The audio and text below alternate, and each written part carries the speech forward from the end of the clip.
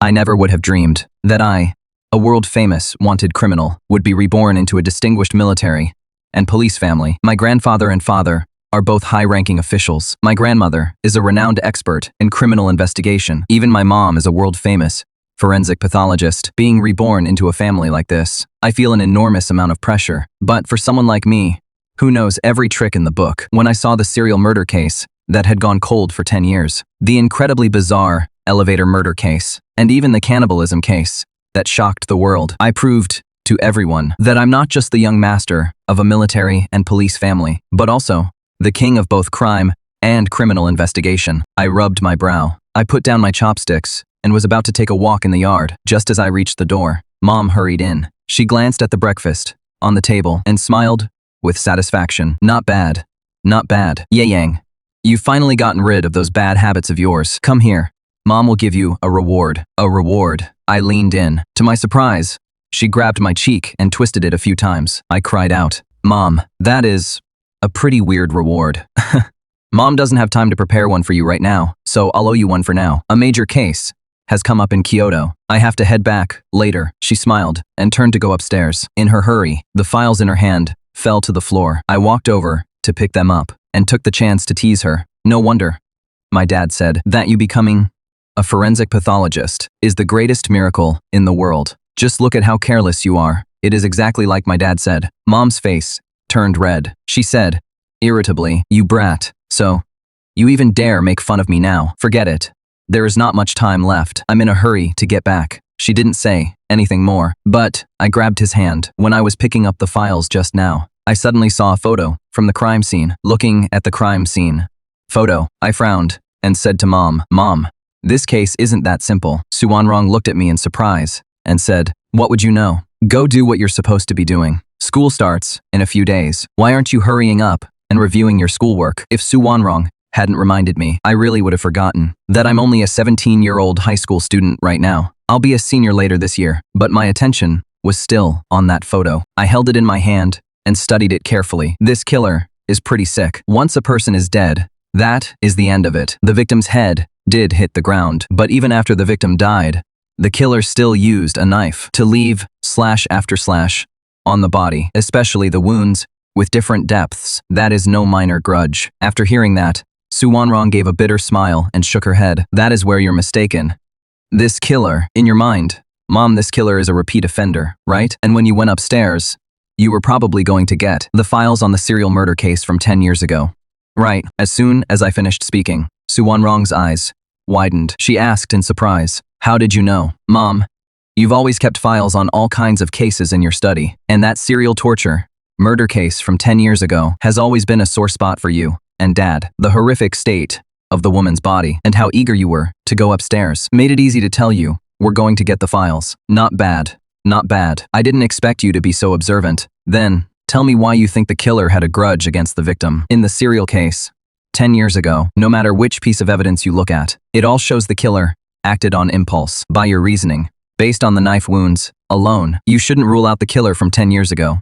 Right. I never said this case wasn't committed by the killer from 10 years ago. Maybe he really did have a grudge against this woman. Not necessarily. I just smiled and didn't say anything else. Su Wanrong watched me as I walked away, then suddenly came over and grabbed my wrist. With a smile, she said, Yang, I need your help with something. I turned around and asked, what is it? Come with me to the hospital for the autopsy. Su Wanrong dragged me all the way to the hospital. But as soon as we got to the hospital entrance, we were surrounded by a crowd of reporters and cameras. Professor Su is here. Professor Su, about this torture murder case. Do you really think the killer is the same person from the serial torture murders 10 years ago? Professor Su, now that a similar murder case has appeared again, after 10 years, as the lead forensic examiner, back then, and the one case, since you became a forensic examiner, where you couldn't find even the slightest clue about the killer, do you have anything to say? The moment she was surrounded, the reporters started firing off one question after another. Su Wanrong's brows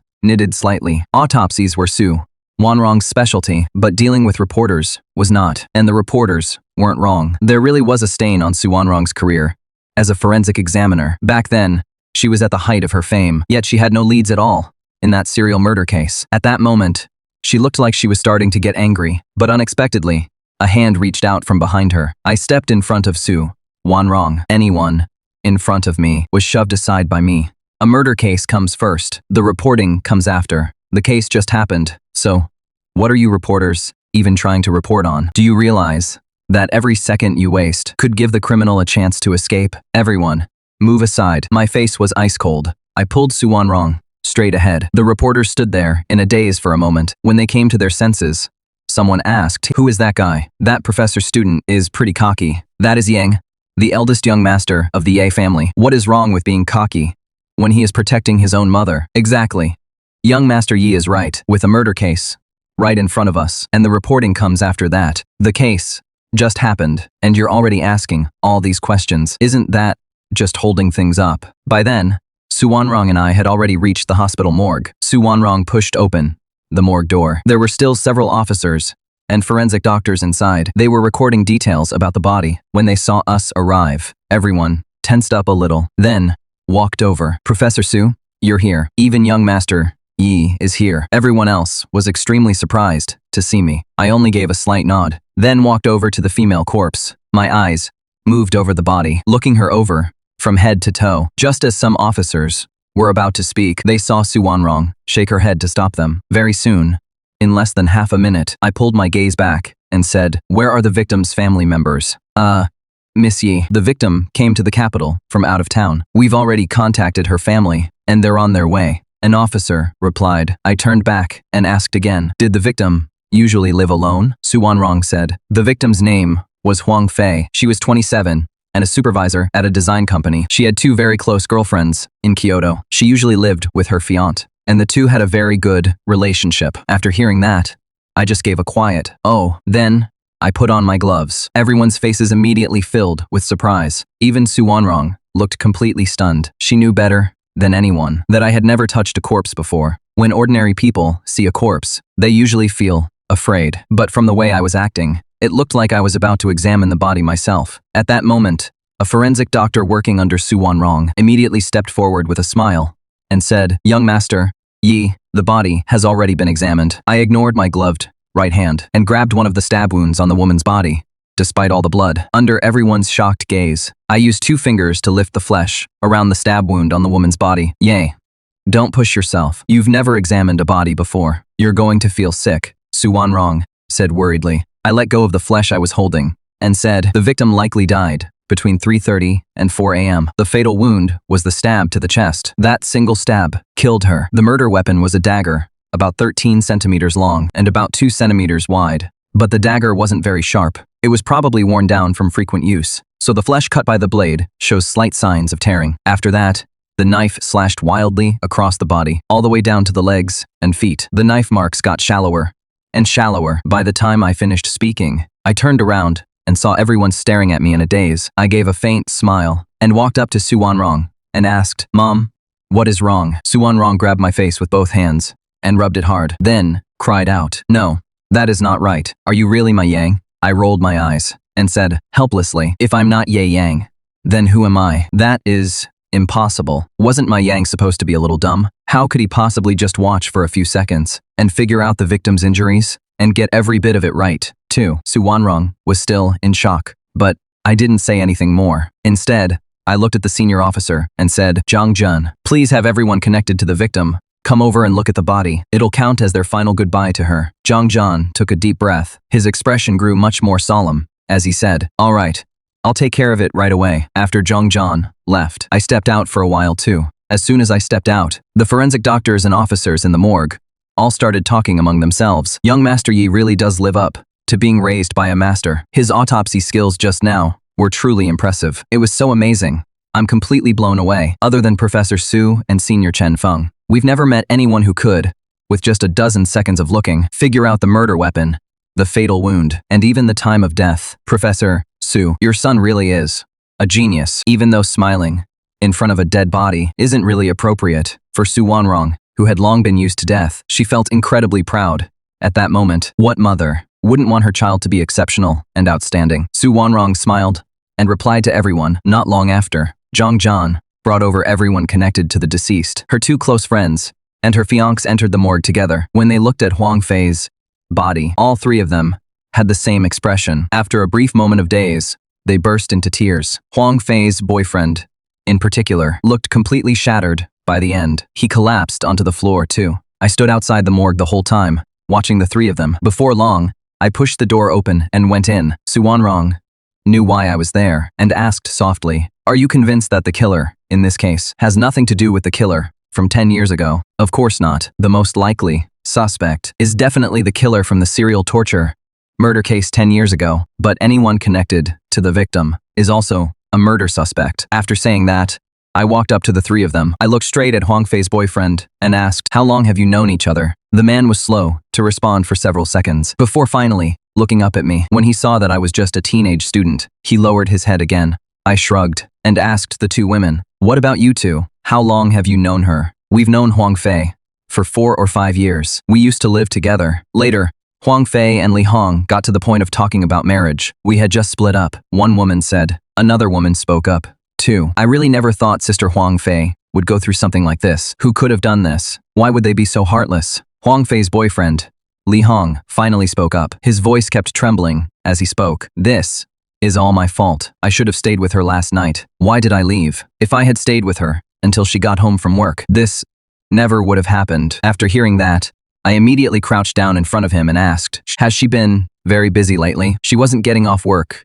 until after 3 in the morning. She has been busy with a design project lately. She only started making some headway a few days ago, so she has been working overtime these past few days to finish it." I kept telling her not to rush, but she cared too much about her work. No matter how much I tried to talk her out of it, it was no use. As Li Hong spoke, he got emotional again. "It is all my fault. Why couldn't I have stayed a little longer?" I stood up and said, "Zhang Jian, have them go back and get some rest. I'm not leaving. I want to stay with Fei Fei. We'd already decided to get married in October. It was only 2 or 3 months away. Why did this happen?" Li Hong shouted hysterically. The officers all let out heavy sighs when they heard that. Even Su Wanrong, who was used to seeing life and death scenes, let out a long sigh at that moment and said, "What a shame." I watched it all calmly. I had committed countless vicious crimes before, and the world's most elite agencies had put out wanted notices for me. As a former king of crime, no one understood a criminal's mind better than I did. What you see with your own eyes may be real, but it may not be. I gave the officers a look. The officers helped Li Hong and Huang Fei's close friends out of the room. Su Wanrong stepped forward and asked Ye Yang, "Did you notice something?" I said, "Nothing." I simply took out of Su Wanrong's file bag the set of crime scene photos. Again, the photos were very clear. They showed every angle. I laid out the entire set of photos in order. After staring at them for 2 minutes, I said, "I can say for certain this case is different from the serial murders 10 years ago." The moment I said that, Su Wanrong and the officers were stunned again. "Mr. Yi, whether it is the method or the level of brutality, this murder is exactly the same as the one from 10 years ago." "Right."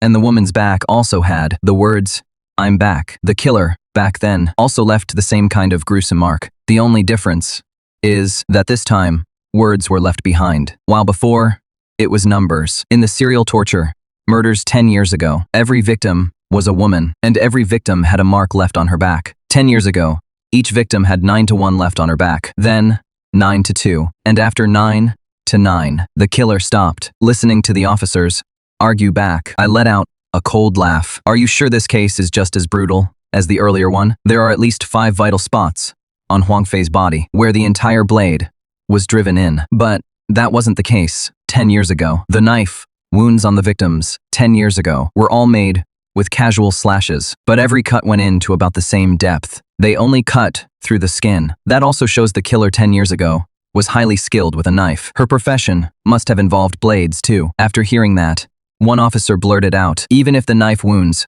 vary in depth, that is still not enough to rule it out, is it? The killer 10 years ago was very clever, or rather, she was just playing a game with you officers, and even with the medical examiners. As for the current killer, she is just doing a poor imitation. She is only copying the original." As I spoke, I took from Su Wanrong's file folder a very old photograph. It was a photo of one victim's back. I pointed at the victim's bound wrists and said, "I won't be helping you look for it." After saying that, I headed out. Su Wanrong spoke up, "Ye Yang, where are you going?" I flashed a grin. "I think I know where to find the killer." I went straight to the company where Huang Fei worked. Her body wasn't discovered until around 4 or 5 in the morning, so no one at the company knew yet that their supervisor had already met a tragic end. I pushed open the door to the design firm where Huang Fei worked. I walked in right at the start of the workday. But the people sitting at their desks all looked like they were still half asleep. Everyone looked at Su Wanrong and me, as well as the two officers, in complete shock. One person stood up and walked over to me with a smile,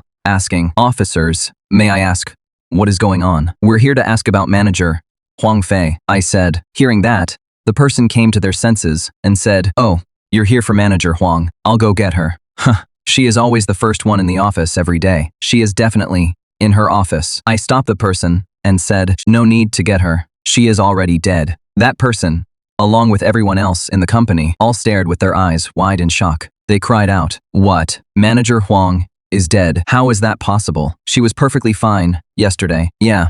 How is that possible? Manager Huang even stayed late at work last night. Her fiancé, Mr. Li, was with her the whole time." The whole office erupted in shocked cries. The quiet atmosphere instantly turned chaotic. I swept my gaze across everyone's faces. At that moment, the officer behind me worried this would waste time, so he called out, "Everyone, calm down. We're here to investigate the case. Have any of you noticed anything unusual about Huang Fei these past few days? And did she have any conflicts with anyone at the company?" "No need. Who hasn't been at the company these past few days? Step forward." First, as soon as the officers finished speaking, I spoke up. Both the officers and Su Wanrong looked at me in surprise. I was actually asking about the people who hadn't been at the company. Su Wanrong said softly, "Ye Yang, it can't be that simple, can it? The killer didn't leave a single trace at the scene, which means they had at least some ability to cover their tracks. How could they possibly leave suspicion on themselves?" Keeping a straight face, I said with a smile, "I was just saying." Soon,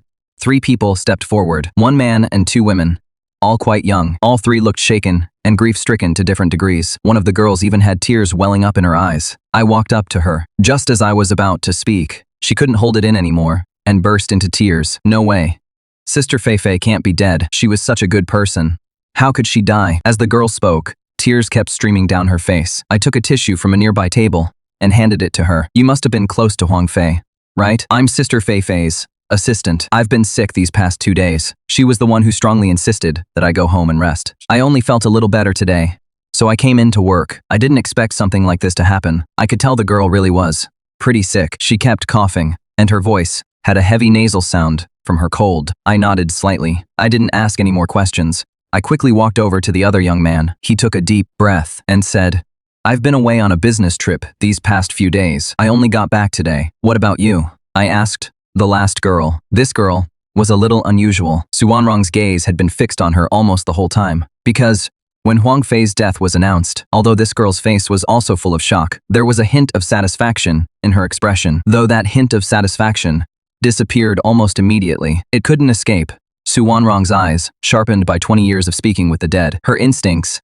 had already told her that this girl must have had a grudge against Huang Fei. At that moment, I was also studying this pretty girl. I asked, "What about you? Why were you away?" "Something came up back home, so I took some time off." "How many days did you take?" "A week," the girl said. A look of realization crossed my face. I smiled and said, 7 days off. That is quite a while. Can I ask what big thing came up back home?" "Nothing. I was just tired and wanted to rest for a while," the girl said. I gave a quiet hum of acknowledgement. Then I turned around. "But 7 days would still be enough. If someone wanted to study another person's way of committing a crime, it would still be enough. At the very least, it would be enough to copy it." Hearing what I said, many people looked at the girl in shock. One of the deputy supervisors cried out, "Jian, what do you mean by that?" When Huang Fei died, her whole body was tied up with ropes. Her head was on the ground, and her hips were raised high. There were blood stains on her back. Anyone who had lived in Kyoto for more than 10 years should know what that means. The moment I finished speaking, a middle-aged man widened his eyes and blurted out, "That serial torture murder case." "Yes, the serial torture murder case from 10 years ago." My tone suddenly turned eerie. The condition of Su Wanrong's body after death was exactly the same as the 9 victims from 10 years ago, and the girl who had just shown a flicker of satisfaction shuddered as soon as she heard that. The satisfaction in her eyes vanished completely when she suddenly looked up and met my eyes. Her voice started to shake. "Why are you looking at me like that? I didn't kill her." I let out a cold laugh and said, "But you had a grudge against Huang Fei, didn't you? She did slap me, but that doesn't mean I'd kill her. The girl lifted her chin and said, I only said you had a grudge against Huang Fei. I never said you killed her. No need to get so worked up. After she said that, almost everyone's eyes turned to the girl. She grew more and more panicked. Her eyes kept darting around. Su Wanrong walked over to me and said softly, What? You suspect her? I'm just struck by something. That is all. When we said Huang Fei was dead just now, there was a flash of satisfaction in her eyes. For a moment, I almost thought she was you, but now I understand everything. After saying that, I turned to the sick girl and asked, I almost forgot your name. The sick girl froze for a moment. Then, she said in a slightly hoarse voice, My name is Guo Jie. All right, Miss Guo Jie, please come with us to the hospital morgue. I said, with a smile, Why do I have to go? I don't have any grudge against Sister Feifei. The smile on my face grew even stranger as I said, I never said you had a grudge against her. Didn't you say you were very close to her? You should be there to see her one last time. All right, I'll go with you. In the end, the girl nodded. With a smile, I suddenly grabbed Guoji's hand and said, Even if everyone sees how pitiful and fragile you look, don't worry, you are definitely the killer. At that moment, the office fell deathly silent. Every eye was fixed on me and Wang Wei, whom I was holding. Finally, someone snapped out of it. Jian, you've got it wrong, haven't you? How could Guo Ji have killed Manager Huang? Didn't you say this case is exactly like the serial murders from 10 years ago? The killer should be that person from 10 years ago. Besides, murder has to have a motive. Guo Ji doesn't have one. Guo Jia is even afraid of bugs. Manager Huang even helped her before. She used to owe money from gambling, and Manager Huang paid it back for her. The coworkers all rushed to defend her, but I immediately looked at the employee who mentioned the gambling. He only started gambling after he accidentally got drawn into online gambling. He ended up owing a lot from gambling. Last time, his creditors even came to the company and caused a scene. Manager Huang was the one who paid it off. The other person froze. I sneered inwardly. My eyes locked onto Wang Wei like a hawk. I just hope this isn't a case of raising a snake in your bosom. Take her to the hospital. The other team should search her place. I gave the order. Wang Wei's face suddenly went pale. I was just there to see Sister Feifei one last time. What gives you the right to treat me like the killer? You couldn't catch the killer 10 years ago, and now he has done it again. Why aren't you going after him? Why are you targeting me? Oh, you do seem to know a lot about the case from 10 years ago. I narrowed my eyes. Su Wanrong beside me also grew alert. Wang Wei said anxiously, Was there something wrong with what I said? If you'd caught the killer, how could Sister Feifei have died? Still won't admit it. I stepped forward. The calluses on your hands are new. That means you've been doing a lot of physical work lately. You're an assistant worker. Does your job require you to carry things? He opened his mouth to argue, but I wasn't going to give him the chance. The new calluses are one thing.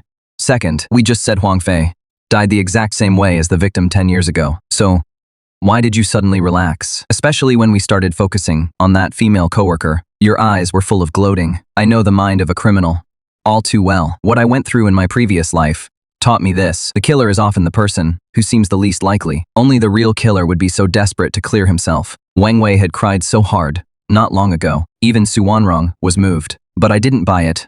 Tears and emotions cloud judgment the most. Wang Wei's lips trembled. How was I showing anything like that? You saw it wrong. I curled my lip and said to my colleague, Call Li Hong. Ask whether Wang Wei has borrowed money from Huang Fei lately. The call went through. Li Hong sounded exhausted. He did ask about half a month ago. After that, he asked several more times, but Huang Fei turned him down every time. She also said that if he couldn't kick the habit, she would have no choice but to fire him. I thanked her calmly. Li Hong asked in shock, You suspect Wang Wei?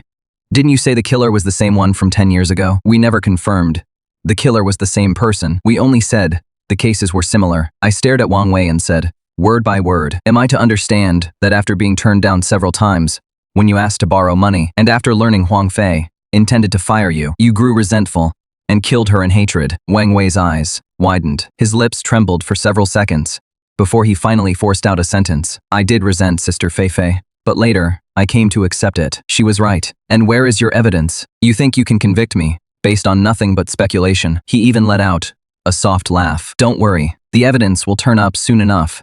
In just a few hours, you couldn't have erased every trace in time, could you? Huang Fei died sometime after 3:30 a.m. It is only 8 or 9 in the morning now. She needed time to cover it up. In her current condition, she couldn't have killed anyone, let alone copy the method from 10 years ago. I looked her straight in the eye. No need to go to the hospital. Go straight to your place. The people there should have found some leads by now. Wang Wei's jaw tightened. That made me even more certain. I ordered them to take him away. Wang Wei's place was only a 10-minute drive from the company. He was unusually quiet the whole way. When we got downstairs, 2 patrol cars were already waiting. A middle-aged public security officer saw us and quickly came over. Professor Su, young master, Yi, we really shouldn't have had you running around like this. Su Wanrong shook her head. Helping with the investigation is my duty. The bureau notified you, didn't it? The city bureau has already issued an order because this case is highly similar to one from 10 years ago. They've ordered us to solve it within a week. She paused. And what else?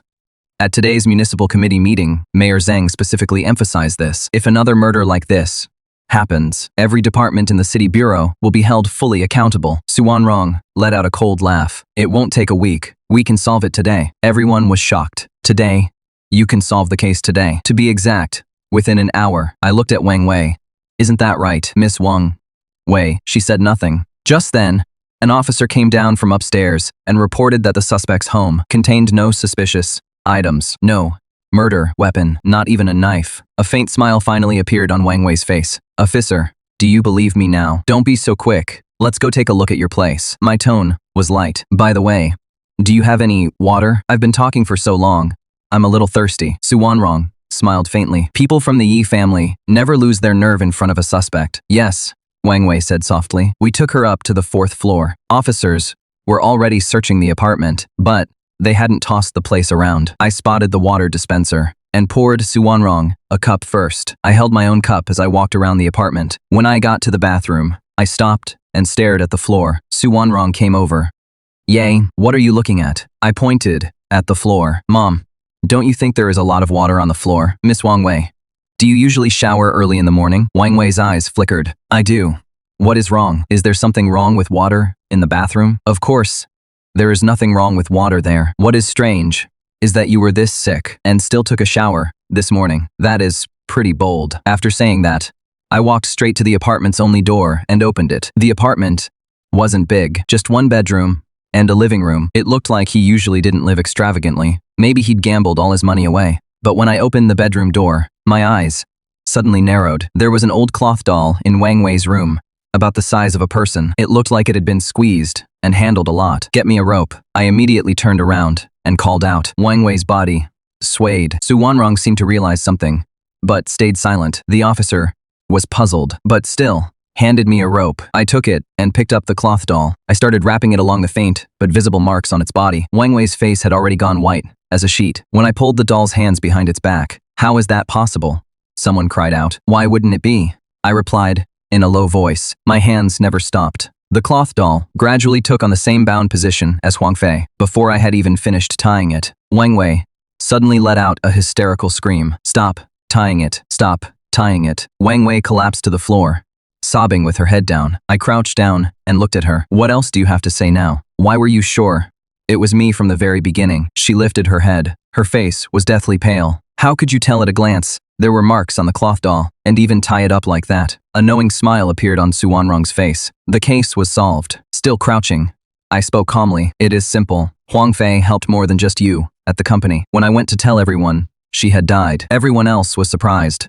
First, you were the only one who burst into tears right away. Isn't that normal? Her voice was weak, but you weren't surprised at all. Later, when I saw the calluses on your hands, I was even more certain. Then, someone said, you had wilted, and I became completely certain. You were the murderer. I paused. Sadly, this really is a story about the farmer and the snake. In my past life, I was a forensic examiner, but I never did anything like this. A vicious smile suddenly appeared on Wang Wei's delicate face. What do you mean? Farmer and snake. He helped me once, and I paid him back. Why couldn't he help me one last time? Was he really heartless enough to just watch debt collectors beat me to death? If I was going to die, then we'd die together. His face turned savage. Do you know? Do you think begging him got me nothing? In return, I gave him all my design ideas. But what about him? He took my ideas and still wanted to fire me. Doesn't someone like that deserve to die? I was a little surprised. I didn't know if it was coincidence or fate. Just then, his phone rang. Answer it, I said. You're not so far gone that you can't answer the phone yet. Hello. Who is this? She answered, and a pleasant female voice came from the other end. Hello. Is this Ms. Wang Wei from Shanghai Design? We're from the review committee for the Radiance Cup design competition. Your submission has met the requirements. Please arrive at the competition venue within 3 days to compete for a spot in the finals. Wang Wei froze. Su Wanrong and I were stunned too. Hello, Miss Wang. Did you hear that? Hello, Miss Wang. Wang Wei trembled all over. She couldn't speak. Tears poured out uncontrollably. She shouted hoarsely, "Why didn't you tell me? Why?" I stood up. My tone was cold. In my eyes, you deserve to die. But if you make it out of prison, then make amends. Su Wanrong signaled for the officers to put handcuffs on her. After Wang Wei stood up, she asked me in a low voice, "So it really was that snake? Ye Yang. Did you already know everything? The doll was just something you didn't have time to get rid of, right? Your sickness was caused by pouring cold water on yourself after the murder, and then sitting under the air conditioner all night, right?" I asked. He parted his lips slightly and finally nodded in silence. From the moment he first rejected me, after I was beaten by the debt collectors, I started planning it. His voice calmed down. I went through all the files from the case 10 years ago and spent more than half a month learning it. A couple of days ago, I went to see him again, and he cursed me out. That is when I decided to do it. After I killed him last night, I was afraid I'd be suspected, so I did exactly what you said and came back to pour water on myself and sit under the air conditioner. You were right about the doll. I used it to practice tying him up for half a month, but it was too big, so I didn't dare throw it away. Besides, I didn't think anyone would suspect me. After he said it all, I had no interest in hearing any more. Captain Zhang, take him away. I turned my head.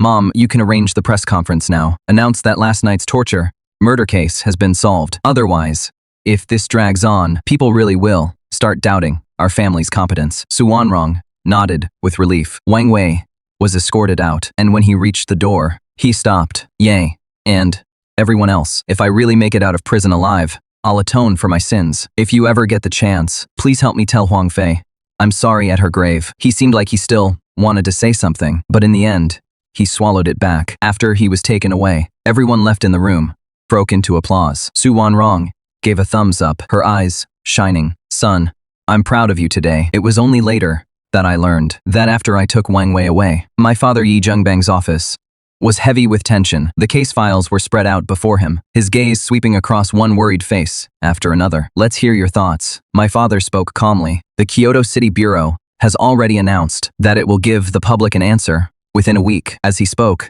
a faint smile crept onto his lips. Someone immediately said, in a deep voice, "This, Zhao Qingyang, really couldn't wait." That is understandable. The case happened in their jurisdiction. They have the right to get involved. My father didn't seem to mind. The priority right now is solving the case. What is your analysis of it? A man with glasses spoke up. This case is complicated in some ways, but simple in others. What is complicated is that it is exactly like the serial torture murder case from 10 years ago. What is simple is that the killer from 10 years ago has most likely resurfaced. He paused and looked at my father. When the case from 10 years ago happened, Minister Yi, you were the director of the Kyoto City Bureau at the time. For this case to come up at a time like this, my father waved his hand. Just discuss the case. You were all part of my original team. No one knows that case better than we do. After today's news about the early morning murder spreads, the whole city will be shaken. If we can't solve it by the deadline, the entire system will be held accountable. His expression turned grave, but after all that was said, no one offered a different opinion. Seeing everyone look at each other, my father's heart sank. Maybe years of comfort had worn away the passion they once had. Just as he was feeling upset and distracted, someone knocked on the door. The assistant opened it. A security officer rushed in excitedly. "Minister, good news. Why are you panicking? Can't you see we're in a meeting?" Someone snapped, and the officer said awkwardly, "Sorry, I got too excited. We just got word that the torture murder case from early this morning has already been solved." The office suddenly fell silent. 2 or 3 seconds later, everyone jumped to their feet. Their eyes went wide. "You're not making this up. The killer from 10 years ago has been caught." "That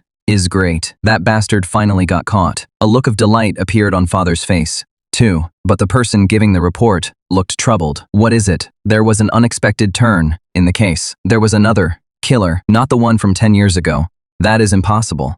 The binding method and the bloody words behind the victim's gruesome state all point to 10 years ago. We're very familiar with that binding method. It has been one of a kind for decades. There can't be any mistake. Father was puzzled too. Just then, a voice came from outside the door. It carried a note of pride. Just as I thought, you're all the same as me. You were all fooled by the method. Everyone else was confused, but he alone saw clearly. Yang, the Yi family really did raise a fine son. The only person who would dare call father by his name like that was mother, Su Wanrong. Wanrong. What do you mean by that? Does this case have something to do with Yang too? Father looked completely lost. Mother nodded. Her tone was firm. The killer's binding method was only roughly similar. We studied the victim for who knows how long, but Yang spotted the difference in just 3 seconds, and the killer, he only spent a little over an hour before successfully bringing the real murderer into custody. Those words shocked everyone. They had spent hours studying the details, yet someone saw through it. In 3 seconds, they had relied on equipment and experience to search painstakingly, yet someone brought the real killer in within a little over an hour. That person is my son. After the shock wore off, father's laughter rang through the office. The others felt a little embarrassed, but they were happy for him too. As expected of a great family, young Master Yi is only 17 this year, right? Mother smiled and nodded. Nai Ren took a deep breath. He gave a thumbs up. Impressive. I'm the first to admit I'm convinced, but sister-in-law, may I ask who the real killer is? If it wasn't that person from 10 years ago, then who was it? The victim, Huang Fei's assistant, Wang Wei, a girl who looked completely ordinary. Everyone was shocked again, the whole morning. They never once suspected any of Huang Fei's co-workers. Bystanders see things clearly, while the people involved are confused. Now that is what you call an outsider seeing clearly, father said at once. Notify Zhao Qingyang right away and have him hold a press conference to brief the public on the case. Wanrong had Ye Yang explain it on the spot. He stood perfectly straight, but mother just chuckled and shook her head. Ye, Zhengbang, my precious son, already said it. For the Yi family, taking revenge after 10 years is not too late. There is still plenty of time left in that 1-week deadline. The humiliation the Yi family suffered back then, he is going to win it back. Father suddenly sucked in a sharp breath. His voice was full of disbelief. You mean Yang is going to dig up the killer from 10 years ago? I got home and went straight to the study. Wang Ma, the cook, called me to eat. I answered and told her not to disturb me. I found it. The case file from 10 years ago was thick, but I read through it patiently. At 6 in the morning, on the 16th of September, 2007, a woman's body was found in Fengyang Park, Kaoguang District. Li Yuling, 23 years old. She died from severe blunt force trauma to the head. The 18th of September, 2007, in the roadside greenbelt on Qingguang Road, Kaoyang District. Huang Xiaoya died of suffocation. The 29th of September, 2007, under Zhaoguang Bridge. Zhang Yuhuan was sexually assaulted and then dumped into the river. I finished reading it in one sitting. I closed the case file and picked up a pen to write down every clue. 10 years had passed. Today's investigative methods are worlds apart. If the same case happened today, it might have been solved long ago. I was completely absorbed in my notes until my mother came in carrying lunch. Mom, why are you back? Wang Ma called and said, you still hadn't gone downstairs to eat. She was worried about disturbing you. As she spoke, her eyes fell on what I had written. Her eyes suddenly went wide. Where did you find this profile of the killer's mental state? I smiled. It is simple. By comparing each case, you can tell from the bloodstains on the victims' backs. Look, from the very beginning, she had already decided to kill 9 people. So on the first victim's back, she wrote 9 to 1. But from the photo, the writing shakes in several places. That means she was terrified the first time too. Now look at the second victim. The bloodstains on the victim's back are clearly much steadier. As the number of victims grew, the killer's writing became a complete scrawl by the end. Why? Because by the time she killed the 9th person and still hadn't been caught, she already saw herself as above everyone else, like a queen who could look down on the law. From being scared out of her mind at first to gradually getting used to it, to becoming arrogant and contemptuous of the justice system. That was how her state of mind changed from the first murder to the 9th, and she stopped after killing 9 people, so that earlier conclusion can be overturned. Before my mother could even process what conclusion I meant, the killer was not choosing targets at random at all. She may be a psychopath, but she was definitely a killer with a purpose. These 9 victims, whether directly or indirectly, must have been connected. As I finished writing the last word, my mother shot back almost without thinking. Impossible. These 9 people didn't know each other at all. How could they be connected? And do you know who came to that conclusion? Of course I do. My dad. I shot back. But does my dad's conclusion have to be right? Seeing that she still didn't believe me, I went on. Mom, this is very simple. If the killer were just a plain, old homicidal maniac, then, even if she decided to kill 9 people, they would only have written a plain 9 or 10. There was no need to go out of their way to leave behind a 9-to-1 clue. So I concluded that she had decided on the number of victims from the very start, and she had already chosen the targets. These 9 victims must have been connected to her. I had explained it so clearly that mother had no choice but to believe me. In her heart, father was the most brilliant criminal investigator of all. But what I said was right. My analysis pointed to one conclusion. The 9 victims had to be connected. What are you going to do next? She let out a long breath. Reinvestigate those 9 families. This time, dig all the way to the bottom. But it has already been 10 years. They may not all still be in Jingdu. We'll find as many as we can. 3 families should be enough. After I said that, I got ready to stand up. I'd only taken 2 steps when mother grabbed me. She looked fierce. Even if the sky falls, my precious son still has to eat first. Finish your meal first. Then your mom will go with you. You're not leaving until you finish eating. After lunch, mother, Suwanrong, and I went to the police station to check the household registration files. A lot had indeed changed in 10 years. 3 of the families had already left Jingdu for good. Most of the remaining 6 had also moved to new addresses. Jingdu had developed rapidly over the years. They had gone from well-off families to wealthy households, worth tens of millions, even over 100 million. The first family we visited was the home of the first victim, Li Yuling. They now lived in a residential complex on the outskirts of Jingdu. I rang the doorbell. The door was opened by an elderly woman nearing 60. Who are you? What do you want? She looked completely confused. Mother broke into a smile. Ma'am,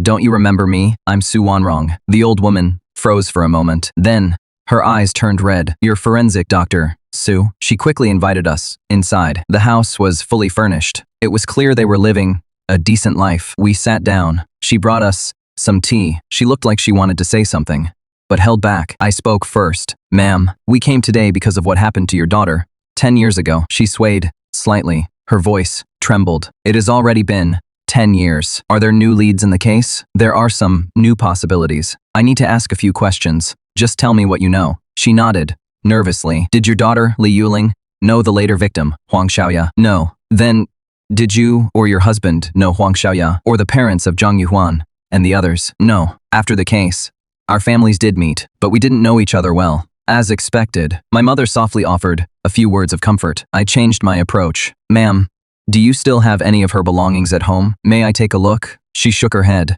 Aside from a few photos, the things she used when she was alive were either buried with her or burned for her. I didn't dare keep them. It hurt too much to look at them. That was only natural. Some people choose to keep the deceased's belongings. Some people can't bear to touch those memories. We didn't stay long. We didn't find any valuable clues here. As we were leaving, Li Yuling's mother tightly held my mother's hand. Forensic doctor, Sue, tell me the truth. Can this case still be solved after 10 years? My mother didn't know how to answer, but I spoke up. Ma'am, don't worry. Wait for news. Within a week, we will definitely find the real killer. A week. Her listless expression suddenly brightened. Good.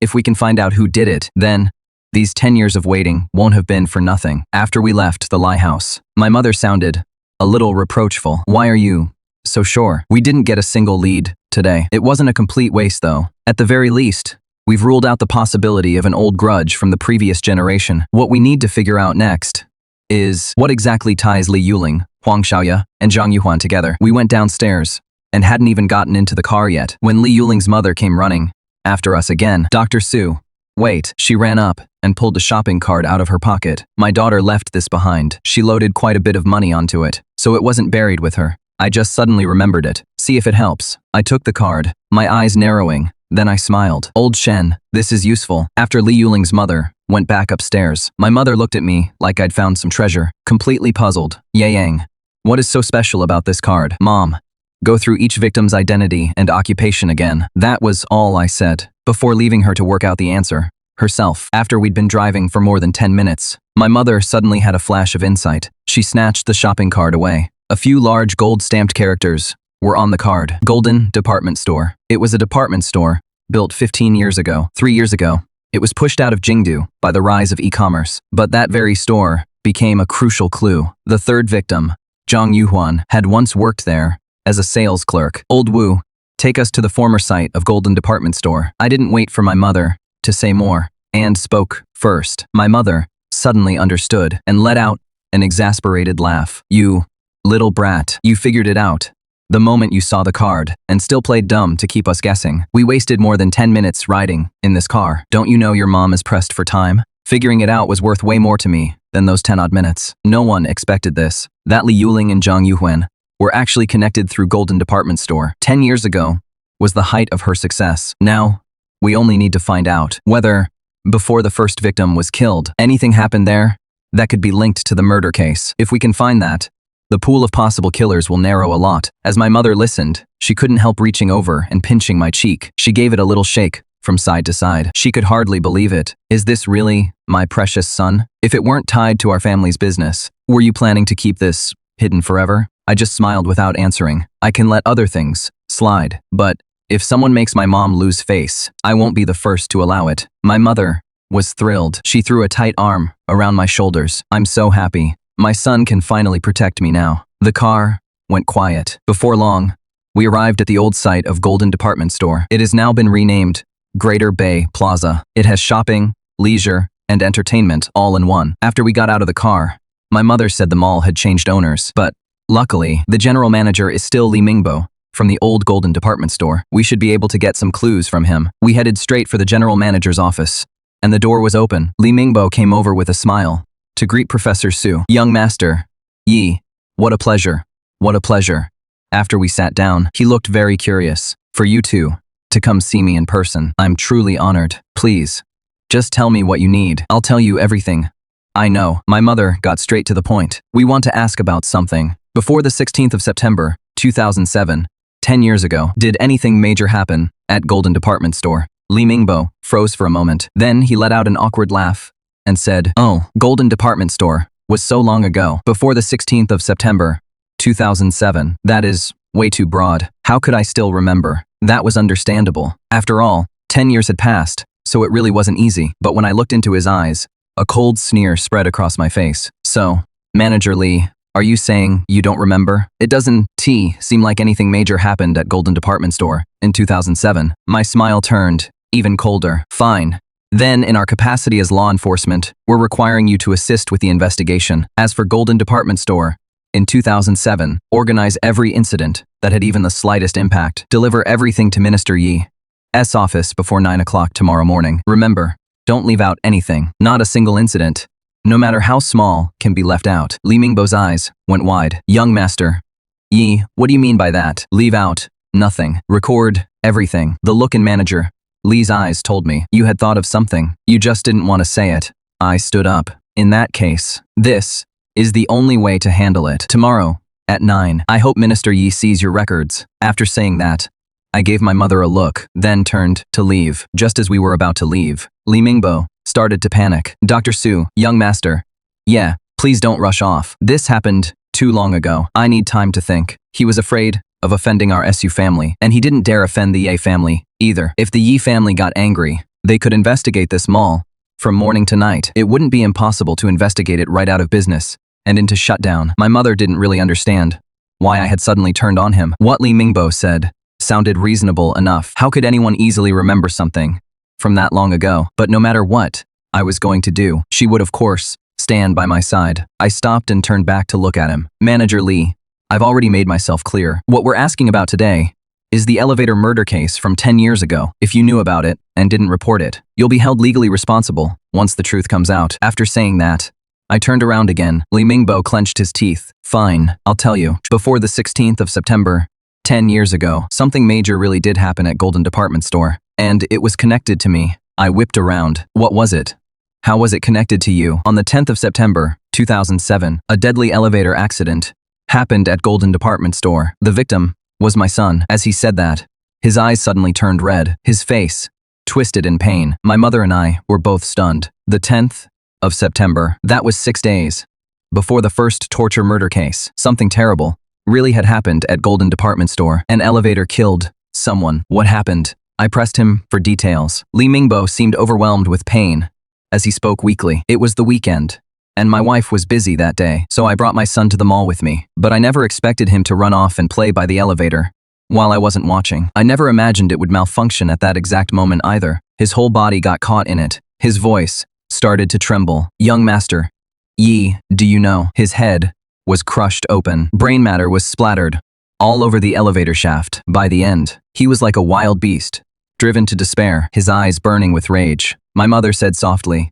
I'm sorry. Li Mingbo lowered his head as if he hadn't heard her. I looked at him for a long time and let out a sigh too. I'm sorry, Manager Li. I didn't expect it to be something like this. He gave a dry laugh, then looked up with red eyes and forced a smile. Young Master Yi, Dr. Su, is there anything else you want to know? That smile was filled with resentment, as if he were asking, is reopening old wounds really that fun? We didn't stay any longer. We left his office. Back in the car, seeing me lost in thought, my mother asked, Yang, what are you thinking about? I was thinking about those 6 days, and how they connect Li Mingbo, his son, Li Yuling, Huang Xiaoya, and Zhang Yuhuan. My mother widened her eyes. You don't mean Li Mingbo is the killer, do you? No.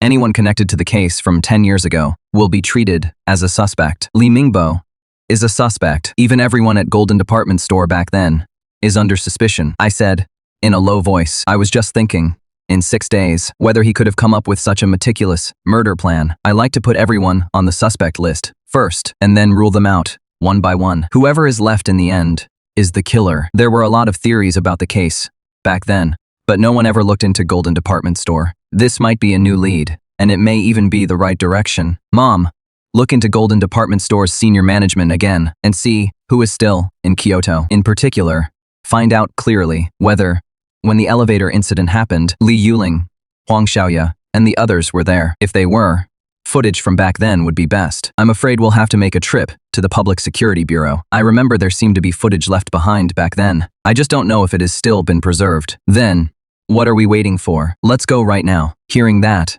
the driver sped up, but Mother looked a little troubled. Are we really going to the Public Security Bureau? That is Zhao Qingyang's turf. Aren't you afraid we'll tip her off? Where there are people, there are factions, and where there are factions, there is conflict. Zhao Qingyang is no match for the Ye family, but behind her stands a family as powerful as the Yi family. Trying to trip each other up is nothing unusual. I understood Mother's concern, but gave her a confident smile. Mom, don't forget, we're going to investigate the serial torture murders from 10 years ago. Zhao Qingyang doesn't know we've already caught the real killer of Huang Fei. So, what does it matter if we go now? Mother froze for a moment, then smiled awkwardly. The car quickly arrived at the Public Security Bureau. Quite a few people, their new mother, and stood up to greet her. Naturally, word reached Zhao Qingyang as well. She showed up late, all smiles. Oh my, Professor Su, yay, what brings you here? Could it be you have new leads on this morning's murder? The moment he saw us, he couldn't wait to ask about the early morning case. Mother wore a smile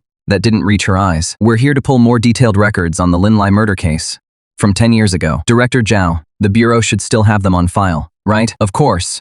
Every case the Public Security Bureau has handled, no matter how big or small, has been organized and archived. It is just that a case from 10 years ago won't be easy to dig up. You can ask at the archives room. As long as you're here to look into it, the entire Kyoto Public Security Bureau will make it easy for you. He gave a broad wave of his hand, putting on quite an air of authority. But what time are we living in now? The age of digital information. The archives room is still there, but most records have already been digitized and permanently stored on computers. If you really go looking for paper files, who knows how long it'll take to find them. Mother's expression darkened. Director Zhao, can't we check the computers? I'm terribly sorry, but all the computer systems in our bureau are being upgraded today. They're temporarily unavailable. If you're willing to wait, you may as well wait a bit longer. Mother still wanted to argue, but I was already speaking with a smile. No need. We'll go search the archives room ourselves. Professor Su has permission to review the files, but you don't have that permission, Zhao Qingyang said with a faint smile. It is true. I'm not part of the public security system, so I don't have clearance to view confidential files. But that won't stop me. Director Zhao, your information is a little out of date. I gave a slight smile. It is true that I wasn't part of the public security system before, but just 1 second ago, I was appointed as a special investigator on this case. If you don't believe me, you can call Minister Yi and ask. I'm not saying a few minutes ago, or even a few hours ago. I mean, 1 second ago. Zhao Qingyang's expression immediately turned ugly. I see. I'll confirm it later. Someone, take Professor Su and young Master Yi to the archives. Let them take their time looking through it. My mother knew this place well. This was where my father used to work. She didn't have anyone lead her, and went to the archives on her own. Inside, there were only 2 older officers. After greeting them, I asked, which shelf has the files for the 2007 serial torture murder case? The 2 looked at each other, then said, with a bitter smile, there are a lot of files here, every year. We don't really remember that case anymore. Then where are the files from 10 years ago? On shelf C12, but there aren't just 1,000 files up there. There are at least several hundred cases. How are you supposed to search through all that? I didn't answer. I went straight to section C12, and started searching month by month. Actually, finding it wasn't that hard. The hard part was digging the case details out of that mountain of material. My mother and I stood on the ladder and looked through the files. After who knew how long, my mother finally let out a soft cry. We found it. Looking at the huge stack of files, my mother couldn't help rolling her eyes. That case dragged on for a long time back then. I didn't expect it to pile up this much. We only need to find the neighborhood records. From that time, our family already has quite a few records of our own. There is no need to look at the extra ones. It would just waste time. Anyway, I reminded her, but I didn't reach out to pull any files. Instead, I kept searching the shelves. My mother quietly flipped through the files, focusing on the people interviewed at the time, especially the records of those who helped with the investigation. She didn't skip over those either. Time passed, second by second. After an unknown amount of time, a strange smile suddenly appeared on my face. Mom, was there someone named Xiao Dajiang who took statements in that case? At that, my mother immediately flipped through the files. Yes. How did you know? Looking at the file in Yang's hand, I replied with a confident smile. Whether the torture murder case from 10 years ago can be solved depends on this Xiao Dajiang. Neither my mother nor I recognize the name Xiao Dajiang, but as she appeared in the case file, my mother's memory seemed to slowly go back to 10 years ago. That case shocked the entire city. As the lead forensic examiner, my mother cared about the case as much as anyone else involved. She vaguely remembered that when they first took Xiao Dajiang's statement, he was there, and her memory gradually became clearer. My mother set down the case file. This Xiao Dajiang, if I remember correctly, he should have been the head of security at Golden Department Store. That is right. I handed her the case file I was holding. My mother's gaze sharpened. This is the case file on the elevator incident. I nodded. Yes, the record from the day Li Mingbo's son died. And guess what else I found? What? Go on. There are several statements here. One of them was taken from Zhang Yuhuan's mother. She softly read out what was written on it. That day, Manager Li's child was playing on the elevator. I shouted at him several times, but he clearly heard me and ignored me anyway. Then, the store manager called for me, so I was getting ready to return to my post. But I never expected the elevator to malfunction. The moment I turned around, the child's body was pulled in, and his head burst open completely. Then, why didn't you press the emergency stop button? I was terrified at the time. Everyone around me was terrified too. None of us could even think of it. These were all Zhang Yuhuan's original statements. From back then, they show us what exactly happened that day. Li Mingbo's child kept playing and wouldn't listen to warnings. Everyone was wary of his father's status. They didn't know whether to speak up or stay silent. No one expected the elevator to malfunction. At that moment, it swallowed the child's foot first. If someone had pressed the emergency stop button, then the worst outcome would have been an amputation, not death. My mind started constantly analyzing and piecing it all together. But when I thought of one possibility, I didn't say it out loud. Instead, I asked about something else. By the way, why isn't there any relevant video footage? My mother's expression turned a little strange. The locations of the serial torture murders were almost all outside the coverage of any surveillance cameras. And even back then, the only footage left behind was just a few scattered clips from before the victims died. What I mean is, a deadly elevator accident happened in a major mall. So, why wasn't there a single bit of footage left behind? Mother looked stunned. How could that be? The case file shows that the officers on the case reviewed the footage at the time, but the material was never archived. I put the case file back on the shelf and pulled Mother up. Let's go find Xiao Dajiang. My instincts told me this man was the key link between the two cases. If we found him,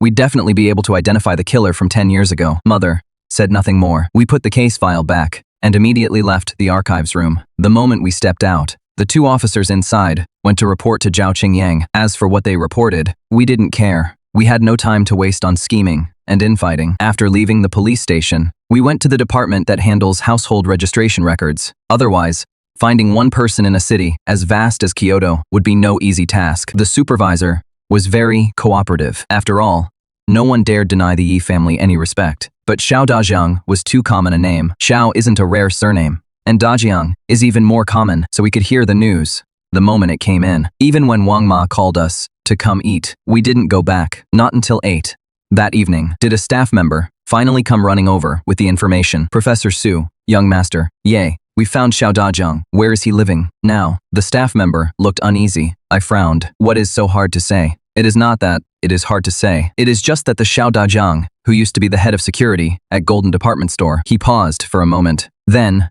lowered his voice. He died 10 years ago. Mother and I both looked shocked. The serial torture, murder case from 10 years ago, a person crucial to the case, had actually died 10 years ago. That was the last thing I expected. Whether it was the torture murder case from 10 years ago or the elevator tragedy involving Li Mingbo's son, I had always felt Xiao Dajiang was the link between the two. He took statements in both cases. I didn't waste any time. I immediately had the staff pull up Xiao Dajiang's file. The file showed he really was the person I was looking for, but he died in a car accident on the 4th of October, 2007. The driver responsible was caught a few months later, but died of cancer in prison not long after. After reading through all the files, I narrowed my eyes. This was a murder for hire. My mother had been a medical examiner for over 20 years, and she could also tell from these odd details that his death wasn't that simple. Zhang Yuhuan, a sales clerk at Golden Department Store, died on the 29th of September. Xiao Dajiang died on the 4th of October. Only 5 days separated the two, and the one who just so happened to run Xiao Dajiang over was a cancer patient. It is hard not to be suspicious. Looks like the torture murder case from 10 years ago had more than 9 victims. My mother's voice was low. There were 10. I let go of the mouse. It was already dark. Put the case aside for now and come home for dinner. My mother glanced at her watch and slapped her forehead. Right. It is already past 8. I'm used to skipping meals, but you're still young.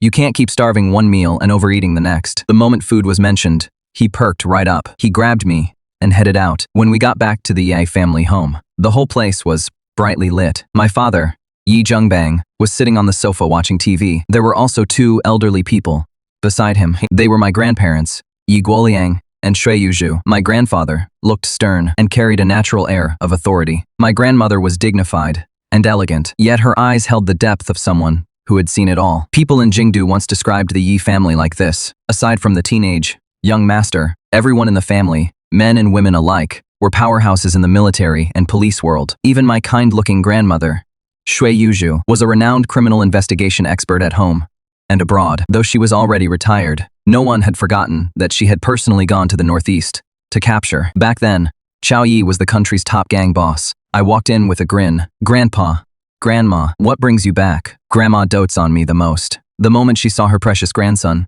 she got up at once in delight. She grabbed my hand tightly, then looked outside at the sky. He glared and asked Father, "Have you eaten yet?" Father looked completely stunned. "Mom, didn't we just eat together? You still have the nerve to eat." Grandma snapped. "The kid's been running around outside for you while you're at home, feasting on meat and fish. Is that how a father should act?" Father's face practically turned into a bitter melon. "Weren't you enjoying your meal just now too?" He didn't dare say that out loud. He could only keep apologizing. Grandma let out a huff. She called toward the kitchen. "Wang Ma, make 2 more dishes. We can't let my precious grandson and dear granddaughter-in-law go hungry." My mother and I felt pretty embarrassed. After dinner, Grandpa took off his glasses and asked, Yang, I heard you were out all day today, helping your mother with the investigation." I learned quite a bit." Father immediately perked up. "So there are leads in the case from 10 years ago." The moment he finished speaking, Grandma smacked him on the back of the head. "You still have the nerve to ask. If your father and I hadn't stepped in back then, do you think you'd still be sitting in that position? Mom, you can't just because you have a grandson. Stop caring about your son. I'm your own flesh and blood. He is my son too." "Fine. I've been looking at your face for over 40 years. I'm already sick of it." As Grandma spoke, she peeled an orange for me. As I ate the orange, I said with a smile, "The case from 10 years ago was never solved, largely because of the investigators' carelessness." "That is right," my mother chimed in. "When you get down to it, the biggest reason is you, Ye Zhengbang." My father frowned. "Back then, I was careful every step of the way. How could I have overlooked Golden Department Store? You didn't look into it. The victims weren't completely unconnected either," I said slowly. The victim, Li Yuling, had a shopping card for Golden Department Store. The victim, Zhang Yuhuan, was a sales clerk there. Not long after Zhang Yuhuan died, the head of security, Xiao Dajiang, died in a suspicious car crash. Before that, Li Mingbo's son died in an elevator accident. Most importantly, Golden Department Store was completely overlooked. That is what let the real killer stay free for 10 years. And our family has carried that disgrace for 10 years. My father's expression completely changed. He didn't say a word. He just stared at me. My grandparents were the same way. The difference was, my grandmother picked up a pen and quickly sorted things out on paper. Before long, she wrote down a name, Li Mingbo. Unless something unexpected happened, he was the most likely suspect. My grandmother put down the pen. I glanced at it and gave her a thumbs up. Grandma, you've still got it. Just from those few words of mine, you came to the same conclusion. I did, but there was no smile on my grandmother's face. Instead, she looked extremely serious. Even if we suspect Li Mingbo, where is the evidence? It has been 10 years. The evidence was probably destroyed long ago. No, Xiao Dajiang or Li Mingbo should be able to tell us where the evidence is. Aren't they dead? Someone once said. I said softly. Even the dead can speak. It was late at night. The lights in the Yi family home went out one by one. But in one room, my parents were still awake. Wanrong, have you noticed that Ye Yang seems a little off? My father put down his book and frowned slightly. My mother was upset the moment she heard that. You have some nerve saying that. If it weren't tied to the case from 10 years ago, do you think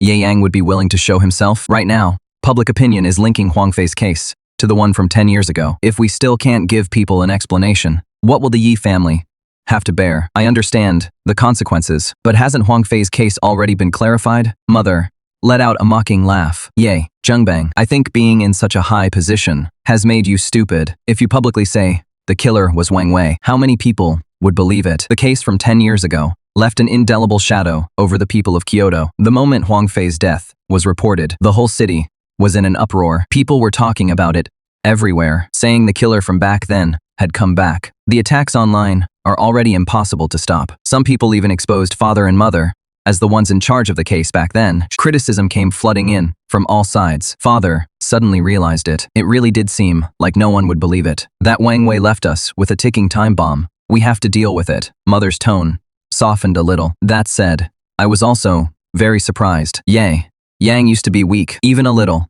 like a spoiled rich kid. He was nothing like the child of a military family. But after spending the day with him today, I realized I'd misjudged him all along. He really is my child. By the end, she couldn't help bragging again. Father also straightened his back, his face full of pride. But they never could have imagined that on this quiet late night, someone opened the door and quietly left the Yi family home. That person was me. It was already late at night. I walked for a long time before I finally hailed a taxi. The driver looked tired. Heading home this late.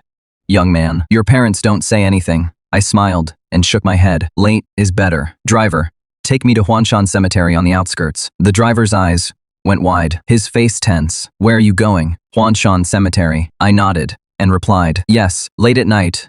A 17-year-old boy wasn't going home or heading to an internet cafe, but was actually going to a cemetery instead. It was already past midnight. The driver wiped his face hard, making sure I was actually alive, before finally taking a deep breath. After all, a trip out to the suburbs paid well. By the time he got up the nerve to drive me to the cemetery, it was already 1 a.m. I got out of the car, and the driver kindly asked, "Kid, what are you doing here this late at night?" I asked with a smile. "Hey, wanna come up and take a look with me?" The driver quickly shook his head and drove off fast. I smiled and walked into the cemetery. The cemetery in the dead of night felt eerie, but I didn't mind. In my previous life, I had spent time in a graveyard before, and had even sat in front of a tombstone all night, feeling the cold all around me. I picked up my pace. Before long, I stopped in front of a grave. A memorial photo was attached to the tombstone. It showed a man, around 30, with sharp features, though he looked fairly ordinary. I looked at the tombstone and said softly, "Xiao Dajiang, do you think your former superior,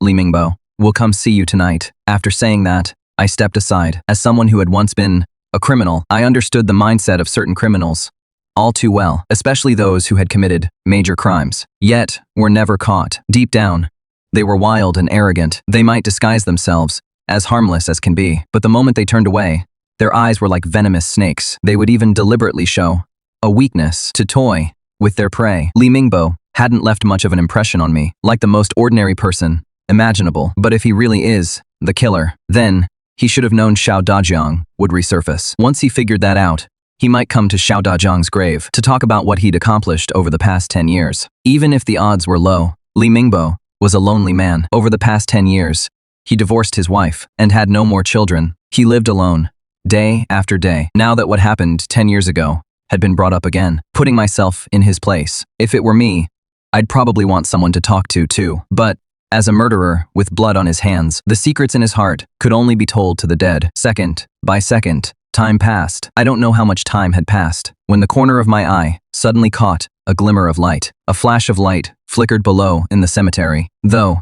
it vanished quickly, I'd already caught it. A few minutes later, a man in a sharp suit appeared in front of Xiao Dazhang's gravestone. He sat down and silently lit a cigarette. Then, he spoke with a cold sneer in his voice. Xiao Dazhang, someone's finally started remembering my masterpiece from 10 years ago. I wonder which young upstart it was who actually went and copied my way of killing. He couldn't even tie a rope properly, and he still dared to impersonate me. Tell me, isn't that ridiculous? But those idiot cops are still just like they were 10 years ago. Do you think I should really come out of retirement? Back then, I killed to avenge my son, but I never expected killing to become addictive. Do you know how badly I've been craving it these past 10 years? As his words fell, I stepped out of the shadows and said, with a smile, Li Mingbo, how about I give you a chance to scratch that itch inside you? When I stepped out of the shadows, Li Mingbo's face was full of shock. What are you doing here? He shot to his feet and barked. I let out a soft laugh. Don't be nervous. You've been hunted by the police for 10 years, yet you're still a highly intelligent criminal who has managed to stay free. Getting nervous this fast, that doesn't fit someone like you. His expression turned dark and unreadable. He stayed silent for a moment before speaking. When you saw me earlier today, you were already suspicious of me, weren't you? Wouldn't it be more accurate to say that when we found you, you already knew you couldn't stay hidden much longer? Li Mingbo burst out laughing. I know you're probably carrying a recorder on you, but don't you know, a recording made without the other person's consent can't be used as evidence in court. I'm not as complicated as you think. I shook my head. I've never liked using something like a recorder. I just wanted to see what kind of person you really are. He frowned. He didn't seem to believe me. A recording can't serve as primary evidence, but it can still be used as supporting evidence. But seeing the look on my face, he started probing me with a cold sneer. Then, what kind of person do you think I am? You're definitely someone who is good at committing crimes. By the way, where did you learn that way of tying people up? From your child's death to Li Yuling's death, only a few days passed. That is nowhere near enough time for you to learn it. I'd say you already knew how long before that, didn't you? A smug look suddenly appeared on his face. That method of tying people up caused widespread panic 10 years ago. Some people even had the same nightmare, dreaming they were tied up that way and waking up in a cold sweat. Li Mingbo clearly didn't want to tell me. He coldly threw out 2 words. You guess? Then he turned and walked down from the cemetery. Watching his back, I spoke calmly. Wait, what, are you still trying to get me to talk? He turned back with a cold sneer. Yang, I only came tonight to visit a former subordinate. The law doesn't say I'm not allowed to visit in the middle of the night, does it? Besides, I don't understand a word you've been saying, so even if you suspect I'm the killer, before you have any evidence, I'm still Li Mingbo, the general manager of Douan Mall. After saying that, he couldn't help bursting out laughing again. Then he headed downstairs without looking back. I let out a sigh and muttered, You think I came tonight to catch the killer? You're so cocky. You're asking to get hit. As soon as I said that, I grabbed her by the hair. He was startled. As far as he was concerned, if it weren't for my background, he wouldn't even bother talking to me. A 17-year-old boy. So, what if he is unusually gifted? At the end of the day, he is just a green kid. But he didn't expect this kid to be that strong. The moment I grabbed him, he couldn't move at all. Yang, what are you trying to do? You're the eldest son of a prominent family. Are you really going to knowingly break the law? Let go of me. Li Mingbo knew the law inside and out. Over the years, he'd studied no one knows how many cases, just waiting for the day he might get caught, to see if there was any loophole he could use. But unfortunately, for all his smooth talk, he still overlooked one thing. I'm someone with nothing holding me back, and nothing to fear. Even if I crippled you, who could touch me? I gave a light chuckle and placed my foot on his left leg. Who in Jingdu could touch me? There might be someone in the Yi family who could, but it definitely wouldn't be you. Li Mingbo. It didn't look like I was using any force at all. But then there was a sudden crack. Li Mingbo let out a scream of pain. I narrowed my eyes, crouched in front of him, and said with a smile, Actually, even if you don't say it, I already know. Whether it was Li Yuling, Zhang Yuhuan, or Huang Xiaoya, on the day your son died, they were all probably standing by the elevator, watching your son die right in front of them, weren't they? It is exactly because they saw it happen and did nothing that you believe they caused your son's death. And after setting your sights on them, you killed them one by one, right? In the case file, for the elevator eating people incident, there was only Zhang Yuhuan's statement, because she was the only one of the 9 victims who worked at Golden Department Store. But that day, whether it was a coincidence or not, among the people riding the elevator with the child, Li Yuling and several others just happened to be there. At that moment, Li Mingbo seemed to forget the pain. His eyes widened, his face full of disbelief. He looked like he was asking something no one else should have known. How do you know that? I took my foot off him and said, as I walked down the mountain, I'm giving you one more day. In that time, I hope you can make this a little more difficult. Otherwise, when time runs out, the game will be over. By the end, my voice had grown very soft, almost like a whisper. Looks like solving crimes is more fun than committing them. Looks like I'll have plenty of fun from now on. Li Mingbo stared blankly at my back. He was probably thinking, could it be that, in Yang Yang's mind, matching wits with brilliant criminals was just for fun? More than an hour later, I returned to the Yi residence. The whole house was still asleep. No one knew that I had been gone for 2 hours. I quietly went back to my room and fell asleep. When I opened my eyes again, it was already broad daylight. My mother called from outside for me to come eat breakfast. After washing up and eating, Grandpa went back to the military compound, and Grandma went to work. My father and mother also hurried out the door. I watered the flowers and plants and left the house as well. I gave Li Mingbo 24 hours. During that time, I would get the key evidence and then send him from the hospital to prison. No matter what had happened to him, it should never have cost 9 people their lives. He had no right, and one man definitely shouldn't be allowed to damage the Ye family's reputation. It took nearly half an hour by car to get from home to Xiao Dazhang's place. When I reached the door, I knocked for a while. A stooped old woman in her 60s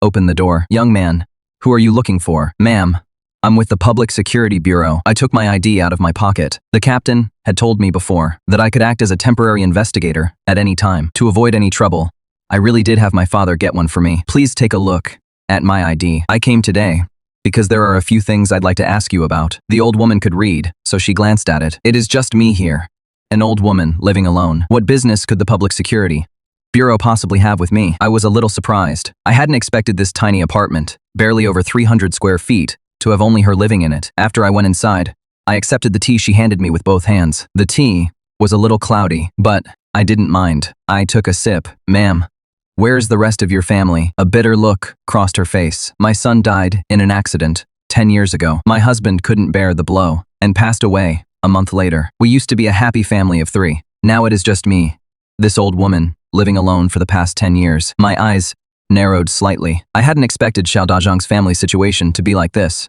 When I came here, Xiao Dazhang was silenced because he knew Li Mingbo's secret. His father died from the blow of losing his only son. Li Mingbo had directly or indirectly caused 11 deaths. My heart jolted, but I kept my expression unchanged. I see, ma'am.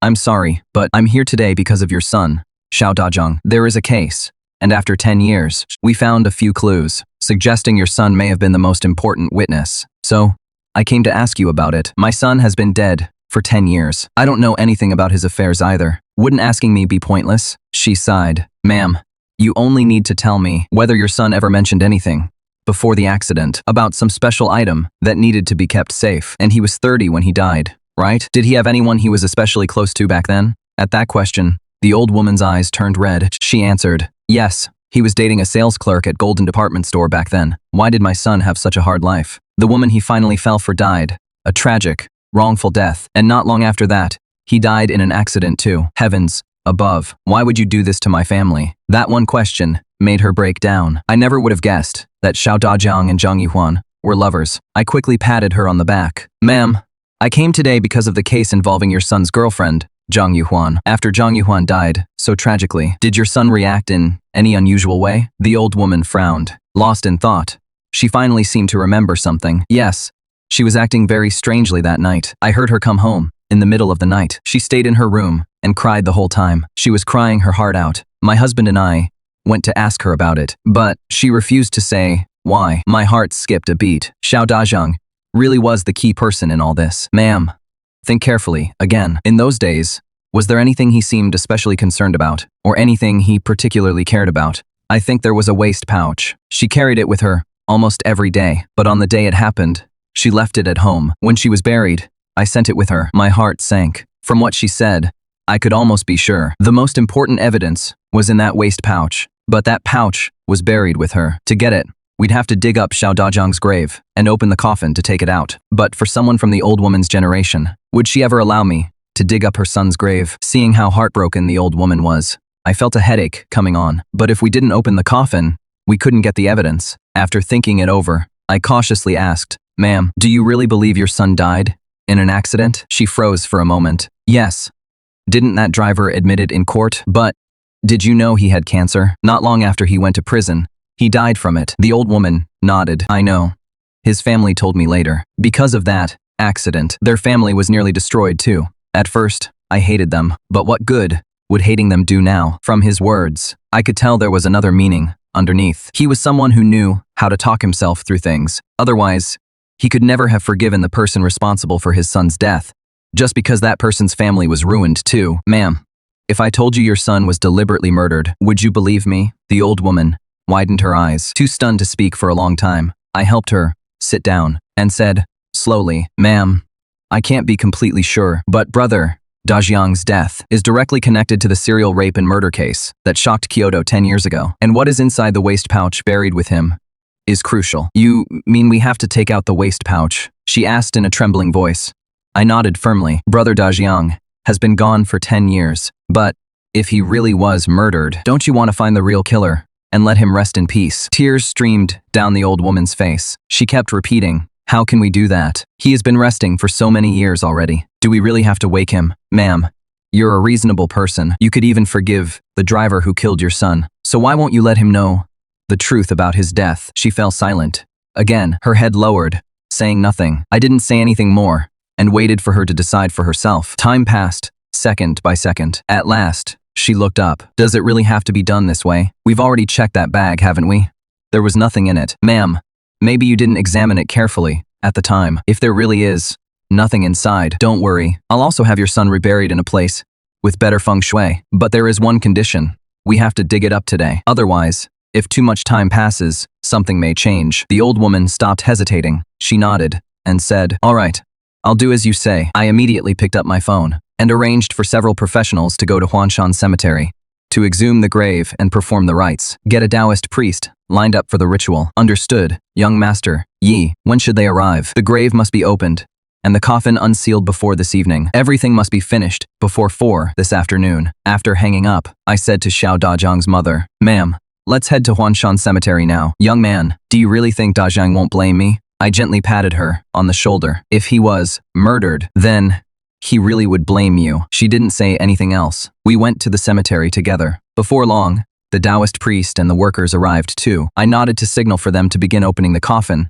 and exhuming the body. Actually, I knew very well that Xiao Dajiang might not have died wrongfully. He and Zhang Yuhuan were lovers. If he really had evidence against Li Mingbo, he should have gone to the police right away. But instead of doing that, he was silenced by Li Mingbo a few days later. There was only one possibility. There was some secret between Xiao Dajiang and Li Mingbo that couldn't be made public. I would never say that in front of the old woman. Otherwise, there would be no way to open the coffin today. As for the ritual, after it was over, the workers stepped forward to dig up the grave. After quite a while, the coffin was dug out of the ground. This tree burial coffin style was meant to save land, so there was no intact body inside. Cremation had already become common years ago. There were only a few personal belongings inside, along with the waste pouch I was looking for. The coffin was lifted up. Looking at the weeping old woman, I asked, "Ma'am, may we open the coffin now?" "Go ahead. Go ahead. If there really was an injustice, then she would definitely thank you too." She wiped away her tears.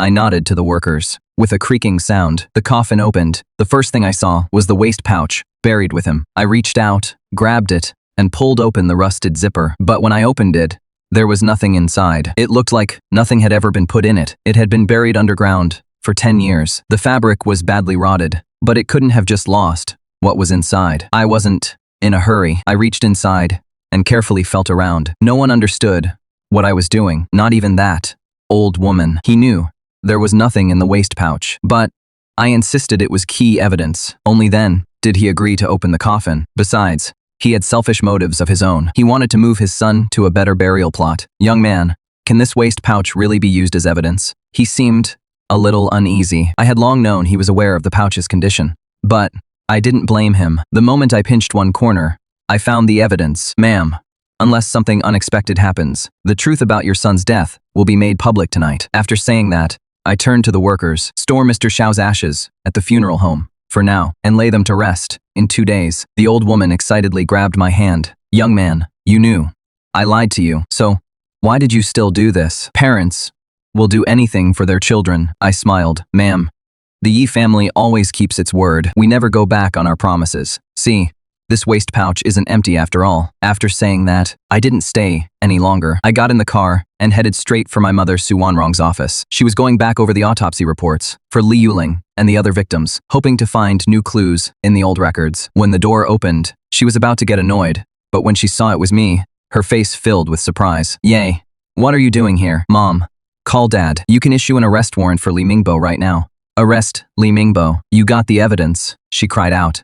I pulled out the waste pouch with a mysterious smile. I had already opened the stitching and pulled out a folded photo from inside. The creases were deep, and the photo was blurry, almost completely dark, but a streak of silvery light lit up one person's face. Zhang Yuhuan wasn't killed at Kaokwang Bridge at all. She was killed at Kaokwang Park, which was later demolished, using the decorative light by the flower bed in the park. Xiao Dajiang took a photo of Li Mingbo and Zhang Yuhuan. My mother was utterly horrified. Back then, the investigation into Zhang Yuhuan's first crime scene was entirely focused on Kaokwang Bridge. No one expected the real location to be Jiaoguang Park. Even more unexpectedly, while a brutal criminal was murdering a woman that night, someone else was actually hiding in the dark, using that almost impossible lighting to capture the killer's face on camera. Mother stared at the yellowed photo in disbelief. Heaven's justice misses no one. But why didn't Xiao Dajiang give the photo to my mother back then? You may not know this yet, but Xiao Dajiang and Zhang Yuhuan were dating at the time. Mother's eyes went wide. That is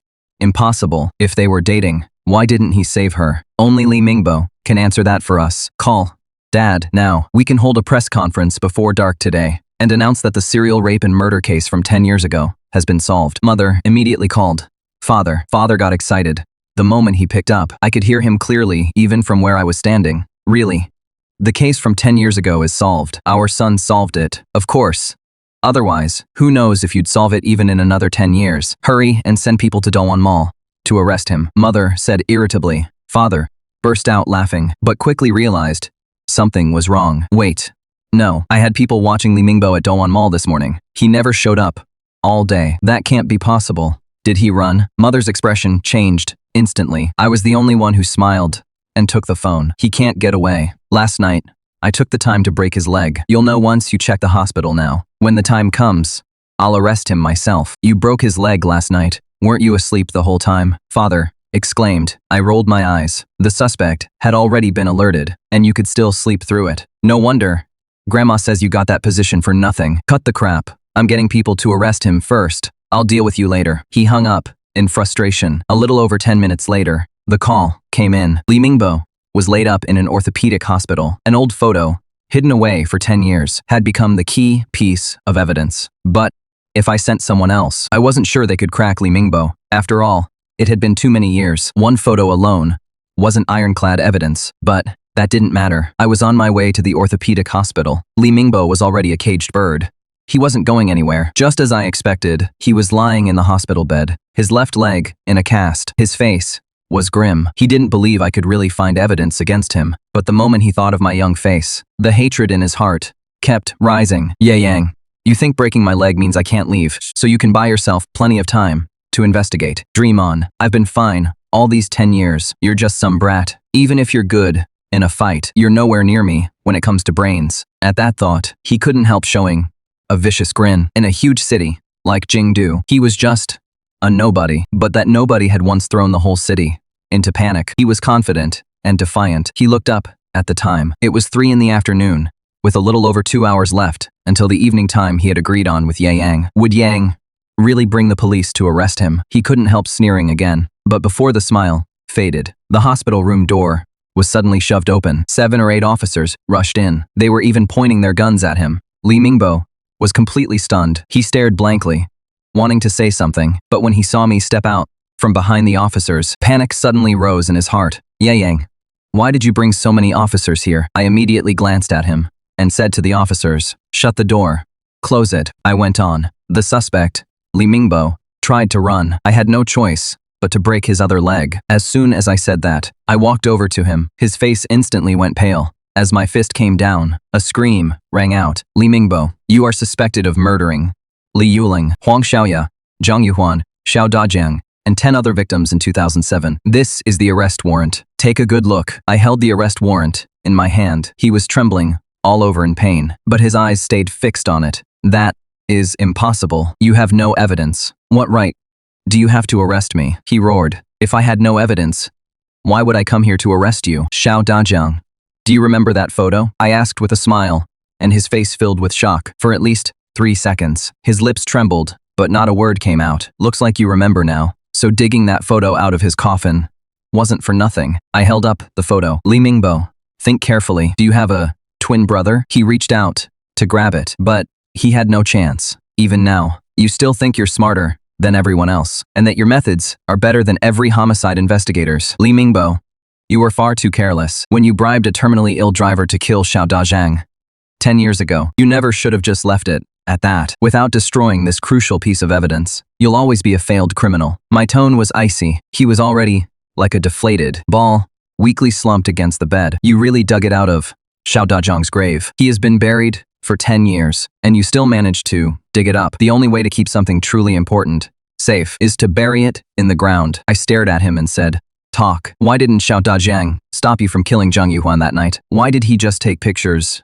instead? That is what I'm most curious about. Xiao Dajiang and Zhang Yuhuan were lovers. No man who sees someone kill his own lover would calmly stand there taking pictures, right? Li Mingbo said nothing and quietly closed his eyes. I knew what he was thinking and said with a smile, you're thinking about how to beat the charges or get a lighter sentence. Don't kid yourself. As long as I'm here, you're not getting away. He slowly opened his eyes. Then, he asked a strange question out of nowhere. Yang, are you really only 17? I froze for a moment. I touched my face and smiled. What do you think? The way your mind works, with your intelligence, how could you be just some kid? He said, through gritted teeth. I smiled, faintly. That is not important. What matters is that it is time for you to give me an answer. Look, I even scratched your itch for you. Shouldn't you scratch mine too? After a long sigh, he said, through the pain. Actually, I don't understand why Xiao Dajiang did that night either. I only know that afterward, he asked me for 500,000 in hush money. I knew all too well that someone like him couldn't be bought off. The only option was to have him taken care of. But I think there was some kind of irreconcilable conflict between him and Zhang Yuhuan. At the time, there was also a mall manager who was pursuing her. When I made my move, he was still on the phone with that guy. Maybe Xiao Dajiang hated him too. Besides, Xiao Dajiang had always come from a poor family. Even though he was the head of security, his monthly pay wasn't much. Back then, he was even more likely trying to use this to make a fortune. It is also possible he only got there after I killed Zhang Yuhuan. There was only one photo, and it showed me sitting beside her after I killed her. I finally understood a little better. That makes sense. As for the real reason, only Xiao Dajiang himself knew. Love is the easiest thing to cloud a person's mind. All right, enough about him. Did you really take it out on those 9 people? Just because your son died in the elevator? At that moment, a vicious gleam suddenly flashed in Li Mingbo's eyes. His voice was low. Do you know? Li Yuling was right next to my son at the time. If she'd reacted faster and rushed over in time, tell me, why was she so stupid? Why couldn't she have pulled my son up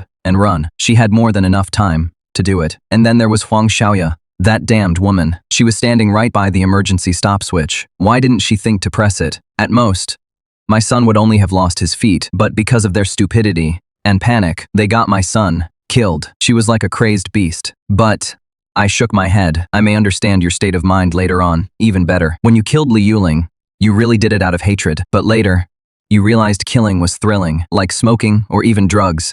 It becomes addictive, right? How do you know that? I let out a soft breath, quietly turned around, and said nothing more. The officers stepped forward and cuffed her hands. She was still shouting, "Yay, who exactly are you?" "I am Yang." I didn't look back. "Li Mingbo, I'm just familiar with the mindset of people like you. By the end, you didn't even want revenge for your son anymore, because you knew those girls were innocent. They may have been at fault, but not enough to deserve death. You just couldn't control yourself anymore. And on top of that, the police couldn't find any trace of you, so you gradually became more and more reckless. You craved the terror on their faces as they died, and you liked touching their cold corpses even more, didn't you? By the time I finished saying that, I had already walked out the door. Li Mingbo was left staring blankly at my back, unable to say a word.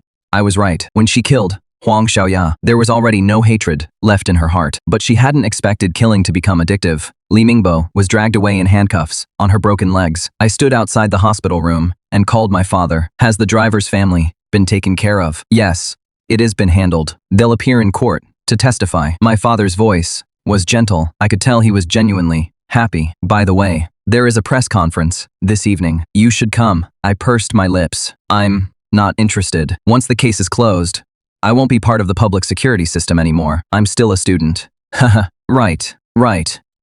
You're still a student. This time, your dad's riding your coattails. How about I get you a big gift later? Sounds good, but that depends on what the gift is. We talked a little longer before hanging up. Since there was nothing else to do, I went back to the Yi residence. As soon as Wang Ma, the cook, saw me, she wanted to make me something to eat. I used not being hungry as an excuse and turned on the TV. By evening, almost every channel in Kyoto was airing the same report. According to the latest news, the serial torture murder case that shocked Kyoto 10 years ago has been solved. At 3:42 this afternoon, the suspect was arrested at the orthopedic hospital. According to public security authorities, the dismemberment murder case from 2 days ago was committed by the same killer as the serial case from 10 years ago. The killer's crimes, in both cases, have now been solved, but our station has learned that besides the efforts of the public security authorities, a young man surnamed Yi, who wishes to remain anonymous, made the biggest contribution to solving both cases. I wasn't surprised that the report revealed information about me. There was no way to completely hide it after I'd been involved the whole time. But I didn't expect my mother to suddenly call. Mom, what is up? Xiao Dajiang's mother is here too. She wants to say something to you. A moment later, I heard the old woman's voice. Young master, yeah, thank you for your kindness. It is just that my son doesn't deserve that kind of treatment. Thank you, truly. And I'd also like to take this chance to say, I'm sorry. I really shouldn't have kept it from you before. A smile spread across my face. There's really no need for that anymore. If there's no need, then bury her right where she is. She had it coming. All right, as you say. I don't do favors for no reason. There are too many people in this world who need help. There's no reason to go out of my way to help someone who might not even be worth it. The only reason I did that was because I promised him. Now that he doesn't want it, I naturally went along with it. I put down my phone and went back to watching TV. It wasn't until almost 10 that night that my parents finally got home. As soon as she got home, my mother called me out of my room. Ye Yang, your father has a gift for you. I honestly didn't think my father would really give me a gift. I was completely surprised. Dad, were you serious about what you said this afternoon? My father burst out, laughing, and patted me on the shoulder. What do you think? You should have seen the look on Zhao Qingyang's face when he came to my office. It looked like he just eaten shit. It was incredibly satisfying. So this time, you've done the Ye family and the entire public security system a huge service. So of course, you deserve a gift. Then, bring it out. Quit being so mysterious. But after waiting a while, my parents showed no sign of getting up. There wasn't any gift box on the table either. My mother smiled and said, your father is planning to have you graduate from high school early and start at the Kyoto Police Academy next semester. I was completely stunned. At first, when I heard I wouldn't have to go through senior year, I was secretly thrilled. I didn't expect it would just mean moving to a different furnace and keeping on suffering. Seeing that I wasn't happy, my father said, the Kyoto Police Academy is the top public security academy in the country. Everyone who studies there has the potential to become an outstanding public security officer. When it was first founded, your grandfather served as its honorary principal. In name, I graduated from there too. Ye Yang, the people there are all very interesting. Don't you want to give it a try? Very interesting. That's right. The top students from that place, as long as they don't have bad luck, all end up in high-ranking positions. But a lot of people have said the top students who graduate from Jinjing also have a darker side. They're criminal prodigies too. If they ever turned to crime, they could definitely throw the entire public security system into chaos. Now that you mention it, I'm kind of interested. In this world, I have plenty of money and plenty to do. I'm always the one picking on others. No one has ever really dared to mess with me. Every day, all I do is eat and have fun. A life of playing around and then sleeping is just too boring. So, when that murder case happened and it was tied to the Yi family, I rushed over right away. If I really had a group of classmates that interesting, life would probably be a lot more fun. At least it'd be better than staring at textbooks every day in high school. Right? All right. Then I'll go to Jinjing and check it out. The moment mother heard that, she was thrilled. Good. Mom, we'll go get everything you need for next semester.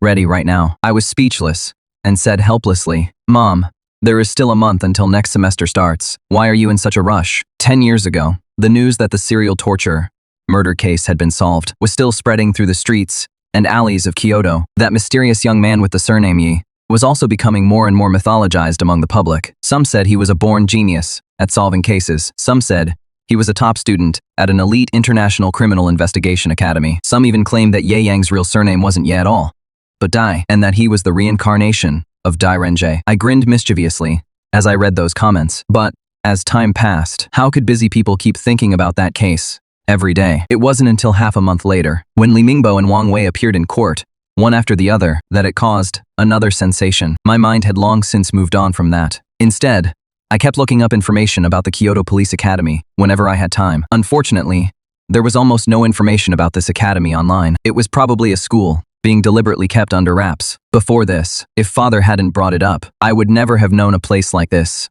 existed. Every summer, Jinjing Academy sends invitation letters to students they've picked out, besides children from prominent families. These students also included kids from ordinary families, but they all shared the same requirement. They all had the potential to become excellent police officers, or even outstanding officials. As the new term was about to begin, I received an invitation from Jinjing Academy. This was father's doing, up until the very last moment. He didn't use the Ye family's connections.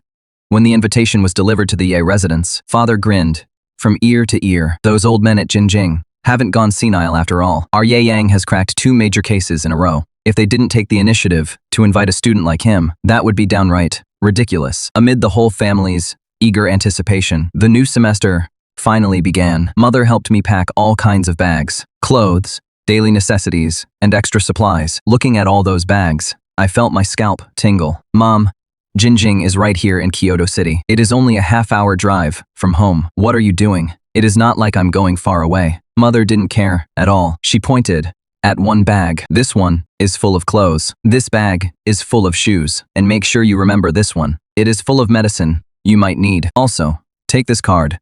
I'll check the balance every so often, and if it runs out, I'll put more money in it. I took the card with a wry smile. There wasn't much money in it, just 100,000. That is all. The corner of my mouth twitched hard. Heaven as my witness, I'm only a 17-year-old student, and my spending money was somehow 6 figures, and there was no limit either. If I ran out, more would be added. All right, I admit my family has some businesses that can keep the money coming, but 100,000 in spending money is still way too extravagant. With a look that said a doting mother spoils her child, I let out a sigh. Then I quietly slipped the bank card into my pocket. Got it. When I'm almost out of money, I'll call you ahead of time. Mother suddenly seemed a little sad. She hugged me tightly. Ye Yang, once you get to Jinjing, make sure you take good care of yourself. Eat your meals on time and get enough rest. Got it. I picked up my suitcase. Got it. By the time I come back on break, I'll definitely have gained a few pounds, I said. With a smile, I left home and headed to Jinjing Police Academy by myself. Every year, Jinjing Police Academy sends a large number of highly trained students all over the country. For many students who dream of joining the public security system, this place is sacred ground and a paradise they all long for. As the break came to an end, the academy gradually came back to life. It felt like every corner was filled with dreams and youthful energy. A place like this should have no trace of filth. The rooftop of the 7th floor of dormitory building B at Jinjing Police Academy. No one had been there during the 2-month break. The wind howled across the rooftop, making all the metal clatter. Sometimes it was the rattle of sheet metal. Sometimes it was a sharp clanging sound, but the iron door to the rooftop seemed to completely seal it off from the floors below. No one had ever seen what it looked like up there. They only knew there was a water tower. Now that school was starting again, the water tower was about to go back to work too. It stored and released water for students to bathe and wash clothes. But after sitting unused for more than 2 months, and with its valve hanging loose, there wasn't a single drop of water left in the tank. Only a few small things kept crashing into the tank's metal walls. The thudding wasn't loud, but if you put your ear up to it, you could tell there was some kind of creature inside the tank, making squeaking sounds. Most likely, there were several rats in that water tower. I stood at the entrance to Jinjing Academy. At the guard post, a security guard stood ramrod straight, his eyes sharp as an eagle's. That alone set it apart from any ordinary school. Jinjing Academy had one distinctive trait. The students varied widely in age. Some were 25 or 26, while some were only 14 or 15. The older ones seemed somewhat lowly here, while the younger ones naturally seemed to cut above. But Jinjing was still a comprehensive school. Most of what was taught was meant to prepare students to serve the public security system in the future. But Chinese, math, English, physics, and chemistry were all still required. I walked up to the entrance. The guard immediately reached out to stop me. "Student, please show me your admission letter." I took the letter out of my bag. Even after school starts, Jinjing doesn't allow parents inside. Any student who still needs a parent tagging along would definitely get laughed at. After checking it, the guard stepped aside and let me through. I smiled and thanked him. I walked through the gate and found the admissions office, registered my information, got assigned a dorm. After taking care of everything, I finally got my dorm key. Jinjing treated its students pretty well. Each dorm room housed 3 people. Everyone had their own bed. I went into the dorm room. My roommates hadn't arrived yet. I put my things away myself and quietly played on my phone for a while. Before long, the door opened. A young man in his early 20s walked in. He had a buzz cut and was shorter than me, but he was solidly built. He froze for a moment when he saw me. "Hello, you're in this dorm, too." I nodded. He looked even more shocked. "So the rumors about Jinjing are true. The students here really do come in all ages. Man, you look 17 or 18 at most." "I just turned 17. You could say I'm 18. Damn, you're a genius. That is incredible. Man, my name is Joe Cao. I'm from Beihei City. Nice to meet you." I smiled, shook his hand, and exchanged a few polite words. Just then, the last person in the dorm arrived too. Joe Cao looked rattled again, because the one who came in was also a very young boy. He was wearing glasses, and his clothes looked a little worn. He gave Joe Cao and me a slight smile, but his eyes were a little timid. Hello. My name is Li Duo. I'm Yang. I'm Joe Cao. Hey, how old are you?" Joe Cao seemed pretty concerned about that. 19. "Oh man, how is anyone supposed to live with this? There are 3 people in this dorm. One's 17, one's 19, and I'm already 21. How am I supposed to have the nerve to sleep in the same room as you 2 big shots?" Joe Cao beat his chest and stomped his feet. Li Duo and I couldn't help laughing, but Li Duo kept sneaking glances at me. In the end, he couldn't help asking, "Are you really only 17? I gave a quiet, He smiled and said, "Looks like I came to the right place. This is definitely going to be fun." I glanced at him in surprise. I didn't expect him to have the same idea as me, to come here and have fun. The 3 of us chatted for a while, then decided to check out the cafeteria. After all, we couldn't not take the food we'd be eating all semester seriously. Luckily, Jinjing's cafeteria wasn't that bad. The food was pretty good. At the very least, Li Duo and Joe Cao liked it so much they immediately couldn't help praising Jinjing again.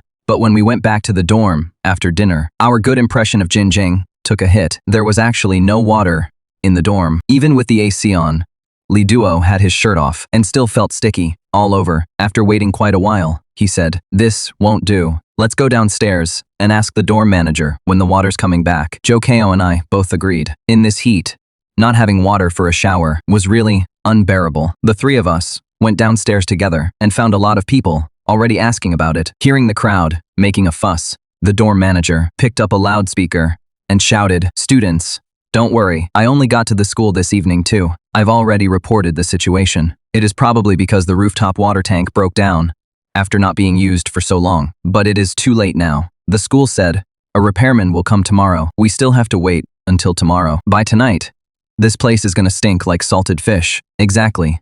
We need water. We need to shower. Wang Daming in our dorm has smelly feet. If there is no water, we're all gonna get smoked out tonight." The students shouted and complained. The dorm manager was overwhelmed. Li Duo let out a sigh. I said, "Forget it. Let's go back to the dorm. We'll just make do for one night. That is all we can do," Li Duo said, with a smile. Then, Joe Cao suddenly got an idea. "Isn't it just a water tower? We can just go up there and fix it ourselves." I saw some basic tools at the campus store. "Let's go. Guys, let's buy some tools and go fix the water tower on the roof. We'll be doing everyone in the dorm a favor." Joe Cao got moving right away. I felt awful too, after sweating all day. If it is something we can do ourselves, there is no reason to wait until tomorrow. So the 3 of us went to the store and bought some tools. When no one was paying attention, we ran up to the top floor, but there was an iron door on the top floor. There was a big lock hanging on it. Joe Cao held a wrench, his solid upper body bare, and asked, "Pry it open. If we don't, then what? Otherwise, knowing this school, they'll definitely make us wait until tomorrow." Joe Cao jammed the wrench into the lock's shackle. With a click, the lock popped open. We pushed open the iron door covered in cobwebs. A gust of wind blew right at us. The breeze felt great, but my nose twitched. I threw out an arm to stop Joe Chow and Li Duo. That smell doesn't seem right. If you smell carefully, it seems rotten. The smell wasn't very strong, but I noticed it. Soon after, Li Duo turned to look at me too. There really was a smell. It was probably from some dead animal rotting away. There might be a rat on the roof, or the body of a bird that fell from the sky. I gave a slight nod and said with a smile, "Let's go fix the water tower first. It is unusually hot up here on the roof. It is already unbearably hot. Let's move faster. Otherwise, if we get caught, we'll get scolded, even if we're doing a good deed." As Joe Chow spoke, he was already heading toward the water tower. The water tower on the roof was huge. There was a puddle underneath it. Joe Chow glanced at it and said, speechlessly, "I thought it was something serious. Turns out the valve just came loose. When the water pumped through and hit it, the valve fell to the ground. With that opening, the water pressure isn't enough. There is definitely no water going into the pipe. Then hurry and put it back on. That way, the water will be back soon," Li Duo urged. Joe Chow smiled and nodded. He picked up the valve from the puddle, but what he didn't expect was there was actually a ring next to the valve. "This ring can't be real, right?" When we heard that, Li Duo and I walked over to take a look. Joe Chow was plainly holding a ring in his hand. It was probably gold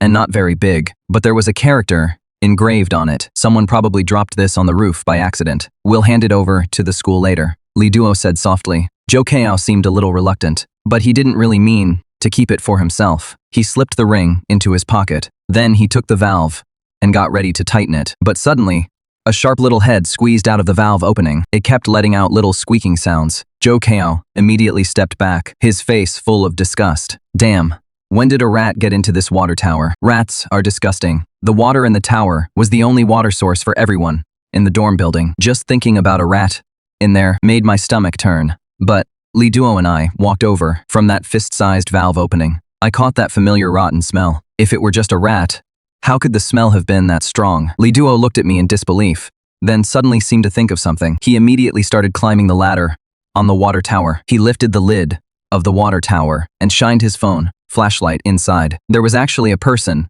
lying inside. At that moment, the foul stench came pouring out at full force. Joe Chow and Li Duo below noticed the change in my expression. They asked at the same time, "What is it? Come up and see for yourselves." I climbed down the ladder. Li Duo was the first to climb up. He shined his phone flashlight inside, and when he saw the motionless body in the water tower, a flash of surprise crossed his face too. But soon, his left hand instinctively grabbed his chin, and he looked thoughtful. Joe Chow called up anxiously from below, "Why are you just standing there? Hurry down and let me take a look." Li Duo quietly climbed down. Joe Chow climbed up after him and looked inside. He couldn't help crying out, "Holy shit, a dead body. There is actually a dead body in Jinjing Academy's water tower." Joe Chow looked as shocked as Columbus, discovering the new world. "Before we came," my father said, "that Jinjing had quite a few weirdos." Sure enough, Joe Chow was definitely one of them. Most people would probably panic at the sight of a corpse, but not him. He was only a little startled, and then he actually started trying to climb into the water tower.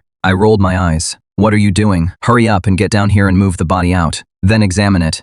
"Oh, right. Old Li, get ready. Didn't you say you came to Jinjing mainly to study forensic medicine? Once I get the body out, you can show us what you've got." A spark of excitement lit up in Li Duo's eyes. Rubbing his hands together, he promised he wouldn't let everyone down. Honestly, part of me also wanted Joe Chow to get the body out. I wanted to get a good look. This was Jinjing Academy, and the body inside still wasn't clearly visible, but the body was wearing a Jinjing Academy uniform, so it must have been there for quite a while too. To kill a Jinjing student inside Jinjing Academy and hide the body in the water tower for days, the killer had to be extremely clever. As for whether the victim might have fallen in by accident, no one would buy that. The lid on the water tower was still tightly closed. If this wasn't murder and hiding a body, then what was it? Joe Chow braced himself with both arms, getting ready to jump into the water tower. But the moment he lifted himself up, that iron door was suddenly opened again. Several unexpected people walked out through it. The second they saw Joe Chow about to climb into the water tower, their faces changed drastically. One of them shouted, "What are you three doing? Get down here right now." A man who looked like a school administrator strode over, his face full of anger. "It is already dark. Instead of staying in your dorm, what are you doing up on the roof?" Joe Chow curled his lip and explained, "There is no water in the dorm." The dorm manager said, "It won't be fixed until tomorrow. Actually, the valve just fell off. It is a small problem, We can fix it ourselves. The man's expression softened a little since the school said, it'll be fixed tomorrow. Then, as students, you should do as you're told. But, since you meant well, I won't press the issue today. The repairman for the water tower is already here. Go back. We haven't even done anything. And you're already mad. What? Are you saying my words don't mean anything? I'm Wang Gang, the director in charge of school logistics. I'm ordering you to return to your dorms immediately. That is when I spoke up. Director Wang, there is a corpse inside that water tower. Wang Gang froze. Even if there is a corpse, you still have to obey.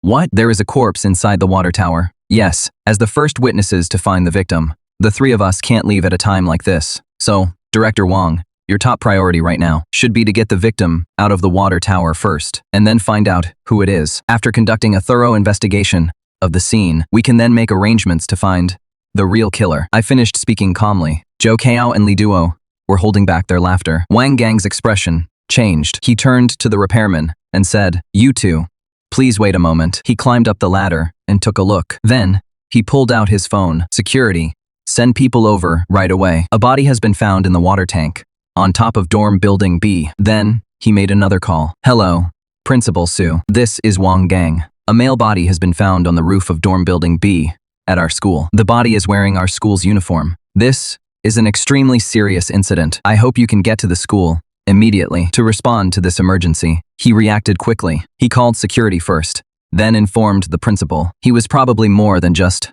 an ordinary administrator, but I was more concerned about the body in the water tank. Zhou Kao and Li Duo kept staring at me and asked in low voices, Yang, what kind of person do you think could kill someone in the tank without making the slightest sound? Li Duo pushed up his glasses, and judging by how badly the body had decomposed, and with the holiday just ending, do you think the victim might have been killed last semester? I smiled. How would I know? But later, we can ask to follow this case. After all, we're witnesses. Besides, we ran into this right after starting school. What does that mean? The two of them looked at me. I lowered my voice. It means the deceased trusted no one except us. Zhou Kao and Li Duo rolled their eyes at the same time. As future peace officers, we should be atheists. When a person dies, that is the end of it. All we need to do is find the truth. What does that have to do with the deceased? No.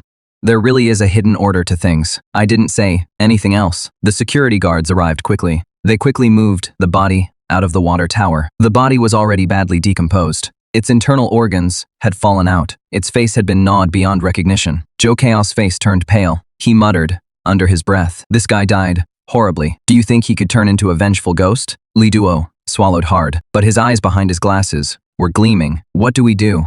Guys, I can't hold myself back anymore. I want to go poke that corpse. Look at the state he is in. For a forensic pathologist, he is basically a gold mine. I didn't respond. I walked straight toward the body. Wang Gang was about to stop me, but then he stopped. He seemed to want to see what we could find. Li Duo crouched down to examine it. Zhou Kao looked around the area. I watched quietly. Soon, Li Duo looked up. The victim died after the top of his skull was crushed with a blunt object. This isn't the primary crime scene. The body was moved here and dumped in after death. The time of death can't be determined for now. With the weather shifting between rain and sun, once it rained, the body would definitely be soaked in water. Then when the sun came out, all the moisture would evaporate. Zhou Kao walked back. He took out a ring. No signs of the primary crime scene were found on the rooftop, but we can tentatively confirm that there is a number in either the victim's or the killer's name. I shook my head and said, no.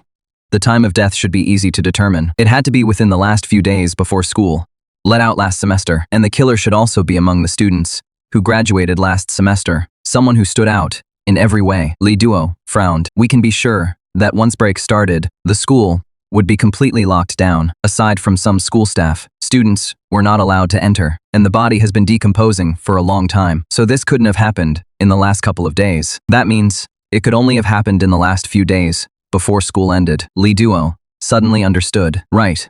How did I not think of that? A trace of surprise flashed across Wang Gang's face. He looked at me. What is your name? My gaze remained fixed on the corpse. Yang. His eyes suddenly sharpened, as if he had remembered something. I ignored him and reached out to pull open the victim's clothes and tug down his pants. Everyone froze. Zhou Chao cried out strangely, "Where's his thing?" The rats ate it. I shot him a speechless look, then stood up and said, "We can basically confirm this was a revenge killing," and cutting off the victim's genitals after the murder was most likely due to a relationship issue. As soon as I finished speaking, a voice came from behind me. Just what you'd expect from a member of the Ye family. Only 34 years later, it seems another major figure in criminal investigation may be born. The speaker was none other than Principal Su Huo of Jinjing. The moment she appeared, Wang Gang immediately ran over and called out, respectfully, "Principal Su, you're here." Su Huo waved her hand, walked over to the victim, and gave him a glance. With a sigh, she said, "Just now, the three of you said the victim was killed out of revenge, that his name contained a number, and that he was very likely a graduate from the previous class." Wang Gang, among the previous class of graduates, which ones had a number in their names? Principal Su, I've seen this ring before. Yang Shu wore an identical one on his finger. Wang Gang sounded restrained when he replied. Su Hua's expression changed drastically the moment she heard that. "What did you say?" "He is Yang Shu." I looked over. Even the principal was this shocked. Yang Shu must have been far from ordinary when he was alive. No way. Yang Shu?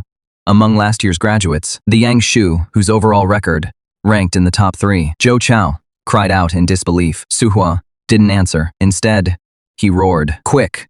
Notify the City Public Security Bureau right away. Then, have the school form a special investigation team to work with the public security authorities. Also, have them run a DNA test as quickly as possible to see if it is really Yang Shu. Lastly, call Yang Shu's parents immediately and ask them. He has already been dead for nearly 2 months. If it really is Yang Shu, his parents should have called the school a long time ago. I've been wondering the same thing. It has been 2 months. How could his family not have said anything?" Wang Gang immediately called the police. Then, he called Yang Shu's home. He turned on the speakerphone. He deliberately asked, with a smile, "Hello, may I ask if this is Mr. Yang?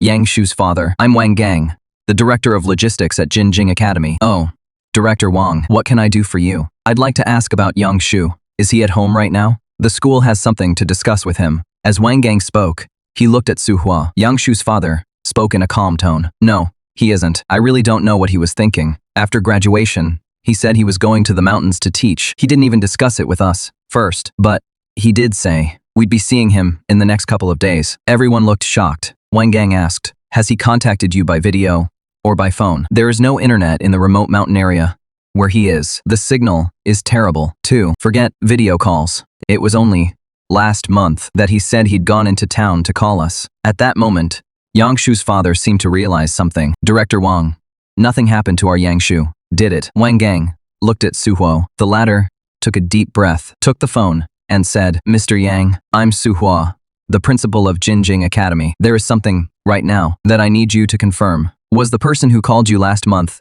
really Yang Shu?" "Yes, but his voice was hoarse then. He said he had a cold, and he sounded really stuffed up." I looked at the corpse on the ground. It was Yang Shu, and the person who made that call must have been the killer. He told his parents they'd be seeing each other in the next couple of days. Those just happened to be the registration days. The body in the water tower couldn't stay hidden forever. Su Hua gave a dry cough. "Nothing happened since we can't reach Yang Shu. Mr. Yang, please come to the academy with your wife. There is something very important at the academy that needs to be handed over to both of you. But our family is in Shanghai, making the trip over there. You and your wife must be there in person. This is extremely important to Yang Shu." Su Hua told a well-intentioned lie. After Mr. Yang agreed, the call ended. Su Hua handed the phone back. He stood there in silence for a long time. Zhou Kao and Li Duo couldn't wait any longer. "Principal, we're this year's new students. How about the school's coordination team? Letting the 3 of us join. Don't worry, we'll definitely catch the killer." Su Hua looked at Zhou Chao and Li Duo, then finally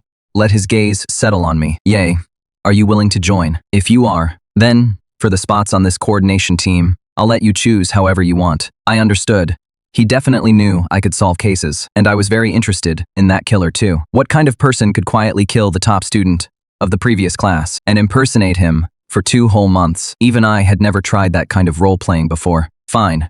The coordination team will be the 3 of us, but I don't want the security team interfering too much. That would make the process complicated and drag things out even longer. The school can go through the motions, but the main authority stays in my hands. Besides, the school already has all the equipment it's supposed to, doesn't it? I've made my request. Wang Wei was just about to argue back when Su Hua stopped her and said with a smile, "All right, I'll leave campus security to you. When the time comes, I'll personally explain it to them. But Yang, you should know this case can't be dragged out too long." Of course, I know. Good. Have the security department take the body to the forensic lab. Have them verify the DNA. At Su Huo's order, the security department staff wrapped up the body and carried it away.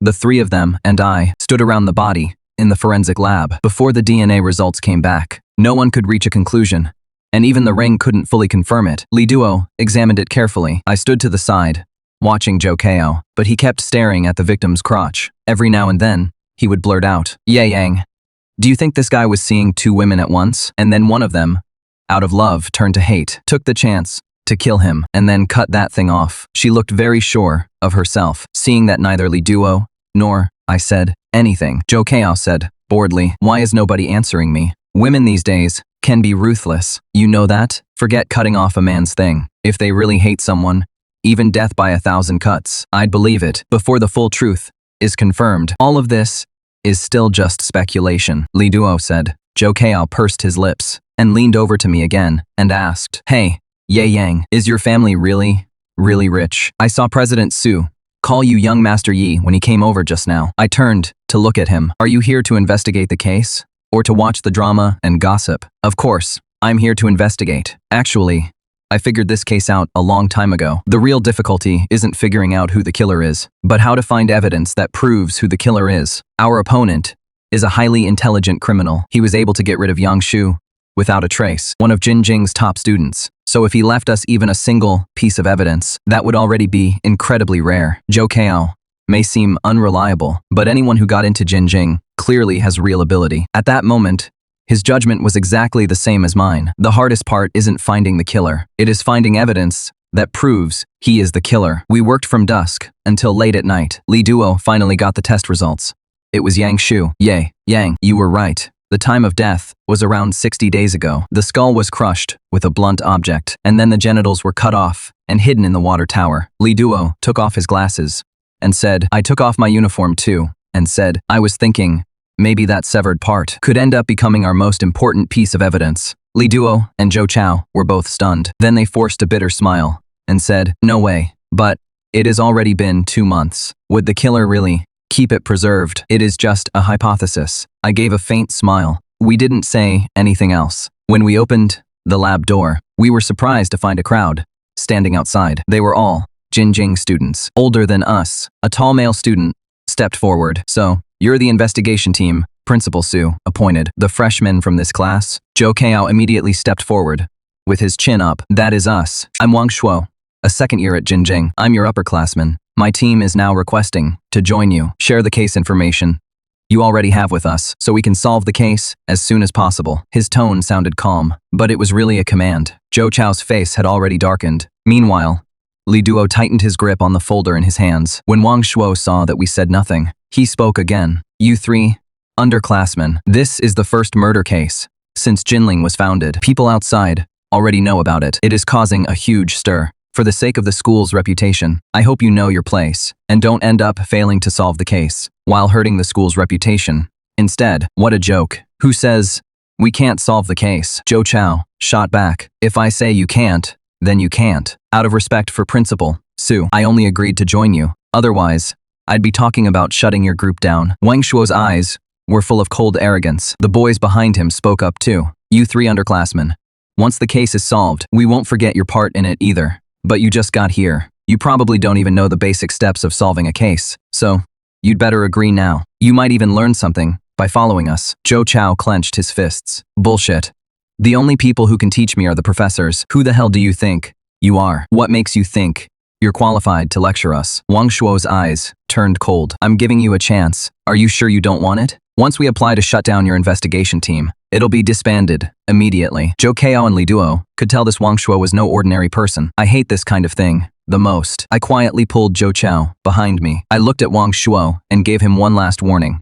"Move." Wang Shuo burst out laughing. "I heard there are several so-called geniuses in this class who are only 17 or 18. Sure enough, you're really arrogant. But do you know that even at Jinjing Academy, you still have to follow the rules?" "Rules? Let's hear them," I asked with a smile. Wang Shuo was one of the top criminal investigation students in Jinjing's second year. His uncle was Zhao Qingyang, director of the Municipal Public Security Bureau. As long as he graduated from Jinjing, he could go straight into the Municipal Public Security Bureau. To a lot of people, Wang Shuo really was somebody. Even Li Duo and Zhou Chao's expressions changed. But, in the next second, just as he was standing there with his chin up, the defiant look on Wang Shuo's face suddenly changed. A hand slapped against his face and shoved his head hard to the side. Wang Shuo staggered back and shouted in humiliation and anger, "You fucking dare shove me. You're just Zhao, Qingyang's nephew, and you still dare come in front of me and act tough. Why don't you call your uncle and ask him who Yang is?" I pushed Wang Shuo's head aside and left with Zhou Cao and Li Duo. The two of them followed behind me. I could tell they were curious about who I was. Now they should know why I didn't care about that bureau chief. The people behind Wang Shuo looked angry and embarrassed. "Stop right there," they shouted. I turned around.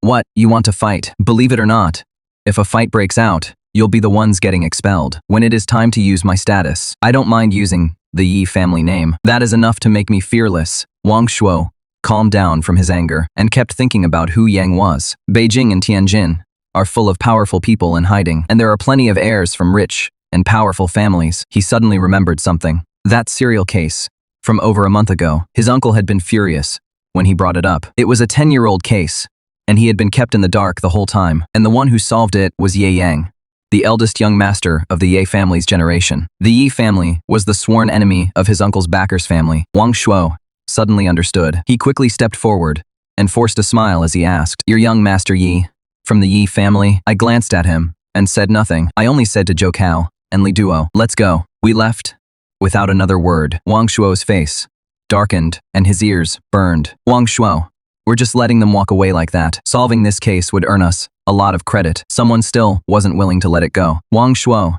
shot them a vicious glare. "Don't say I didn't warn you. If you ever see Ye Yang again, stay out of his way. He is the eldest son of a third-generation military and police family in the capital. He is not someone you can afford to mess with." Everyone gasped. We arrived at the principal's office at dawn. Su Huo hadn't slept all night. When she saw us come in, she stood up and said with a smile, "How did it go?" "It has been confirmed that the deceased is Yang Shu. He died 2 months ago. Right now, we need information on Yang Shu's relationships back then to narrow down the suspects," I said. Su Huo nodded. She took a file out of the drawer. "I had it ready a while ago. Just don't stay up too late." We took the file and went back to the dorm. The information Su Huo put together was very thorough. It included Yang Shu's roommates and classmates. After looking through it for a while, Zhou Chao got a headache. Li Duo was about the same. If you asked him to study a corpse, he could stay up all night. But with anything else, he'd start yawning in no time. I sat alone at the desk, flipping through the file. I focused on Yang Shu's 2 roommates, and of course, Yang Shu's girlfriend, Guo Jie. She now works as a public security officer at the West City District Sub-Bureau. I closed the file. I wrote down 3 names, Guo Ji, Zhu Wei, and Wu Yao. After locking up the file, I got into bed and went to sleep. The next morning at 8, someone woke me up. Su Huo was standing at the door with a girl. We got up. "Principal Su, you're here this early." "Something came up. I'm here to introduce a new team member. Lindsay is a freshman, just like you. She just turned 17. The girl in the blue Darimon t-shirt stepped forward and smiled at me. "Hello, Ye Yang. During the last month of vacation, I heard your name almost every day. I finally met you in person." I gave her a light handshake and looked at Su Huo. There was a hint of amusement in my smile. "Principal Su, what is your relationship with student Lindsay?" Su Huo gave an awkward cough. He looked a little embarrassed. Lindsay, on the other hand, looked completely unfazed. "He is my grandfather, but that won't affect our working together. I've already organized the information. Right now, there are 3 prime suspects: Yang Shu's girlfriend, Guo Jie, and his roommate Zhu Wei, who didn't get along with him. Also Wu Yao, who had a crush on Guo Ji, along with Zhou Chao and Li Duo's proposal." A smile spread across my face. "Classmate Lindsay, on behalf of the group, welcome aboard." I spent the whole night sorting out 3 key leads. All 3 of them were closely connected to Yang Shu. It may look easy to find clues through them, but in Lindsay's and my opinion, they're more than just leads. The killer is very likely one of them. Su Huo had already left. Lindsay stayed behind and looked around the dorm room. He asked, "It is morning now. What should we do next?" I smiled. "Here is the plan. Zhou Kao, you go with the security officer to find Wu Yao. Li Duo, you go find Zhu Wei. Classmate Lin, the 2 of us will go find Guo Jie together. This should be exactly what Principal Su wants to see." "Sure. No problem." Lindsay smiled faintly. We washed up quickly and left the dorm together. As we went downstairs, quite a few boys were stunned when they saw Lindsay, but no one paid any attention. At the school gate, Lindsay and I hailed a cab. We sat down at a cafe near the West City precinct. I called Guo Jie. Guo Jie, this is Yi Yang from Jinjing Academy. I assume you've already heard about the murder. There are a few things I need to confirm with you. Guo Jie didn't sound surprised on the other end of the line. She said okay and hung up. Lindsay stirred his coffee and asked, "Classmate Yi, why didn't Guo Jie contact the school first? How suspicious do you think she is?" I pressed my lips together. Logically, she is the prime suspect. Her boyfriend is dead, and she is still able to go to work like normal. But do you know why I had Zhou Kao and Li Duo go find the other two? Lindsay frowned and shook her head. It is simple. I already ruled out Guo Jie last night. At the very least, the person who killed Yang Shu with a blunt weapon definitely wasn't her, I said. Lindsay looked even more confused. In her view, Guo Jie had always been the prime suspect. Just then, Guo Jie appeared at the entrance to the coffee shop. She is here, I reminded him. Guo Jie walked over and took off her police cap, revealing her sharp, short hair. She didn't look too well, but she still managed to smile. "Hello, I'm Guo Jie. Zhang Zhan, please have a seat." After she sat down, the waiter brought over a cup of black coffee. Guo Jie looked at the cup and said bitterly, "You even know I like black coffee. So what is there about me that you don't know? Or rather, in your minds, am I the prime suspect? Before you came, I already told Student Lin that you definitely aren't the killer," I said softly. Guo Jie looked at me in surprise, as if frozen in place. "Why?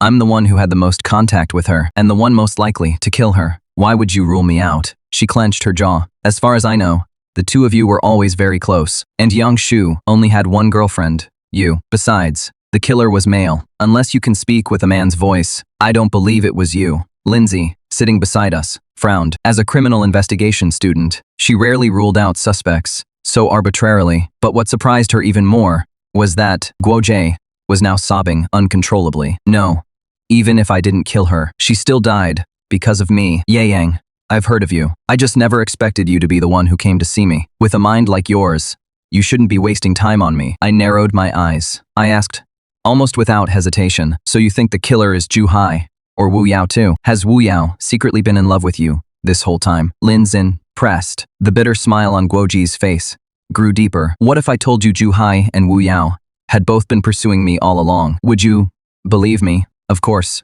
we would. You have an intellectual air about you, but there is still a softness to you. And just like Yang Shu, you were one of the most outstanding students in the previous class." "Yeah, there were a lot of outstanding students in that class. Yang Shu, Li Huan, Zhao Yurei, even Zhu Hai, as good as he was, could only be considered second tier. But there was one thing neither you nor I expected. Yang Shu wasn't the only person who went missing that summer." Linz and I both changed expression at once. Guo Jie took out his phone. It showed call records with Yang Shu, Zhu Hai, and Wu Yao. Each of them had 100 or 200 calls. That meant Yang Shu wasn't the only one who disappeared that summer. Zhu Hai and Wu Yao were missing too. I immediately called Zhou Chao. "Have you found Zhu Hai?" "Don't even ask, Ye Yang. I have a bad feeling about this." Zhu Hai's parents said that after graduation, he was just like Yang Shu. He went to teach in a remote mountain area. My expression settled down. I quietly said, "Got it," staring at my phone. Sure enough, Li Duo called too. Before he could speak, I asked first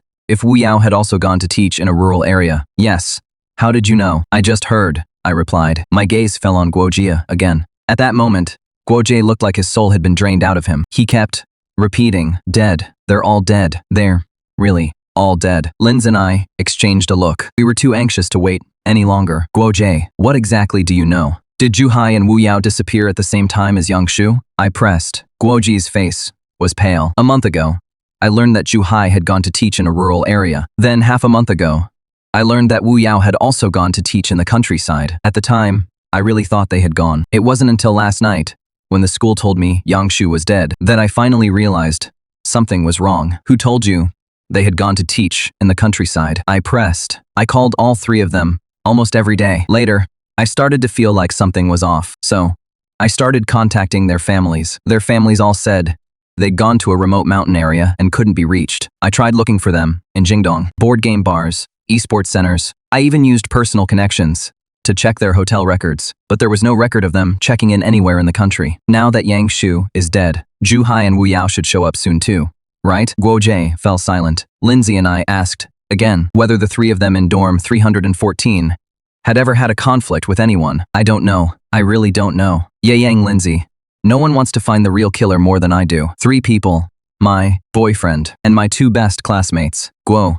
Jay clenched her fists. I frowned and said, that doesn't sound right. As far as I know, Juhai and Yang Shu didn't get along. It was Yang Shu who didn't get along with Juhai and Wu Yao, too. But whenever something happened, the three of them trusted each other more than anyone else. That, I do believe. Every school probably has students like that. Usually, they can't stand each other, but if anyone bullies any one of them, they become more united than anyone else. All right then, Zhang, we won't keep bothering you. I realized there was nothing else worth asking. Guo Jie took a deep breath and stood up. Just as she was about to leave, she turned back. Please find the three of them as soon as possible. Once they're all together, I'll go see them again. After saying that, she left. Lindsay looked at her back and said, it seems like she is hiding something from us. Yeah, but it probably has nothing to do with the case. I said, evenly. Lindsay thought for a moment and said, softly, Senior Guo's relationship with those three upperclassmen really doesn't seem that simple. Even if he missed Yang Shu, did he really need to call Juhai and Wu Yao hundreds of times? I smiled and didn't say anything else. The two of us went back to school together. In my mind,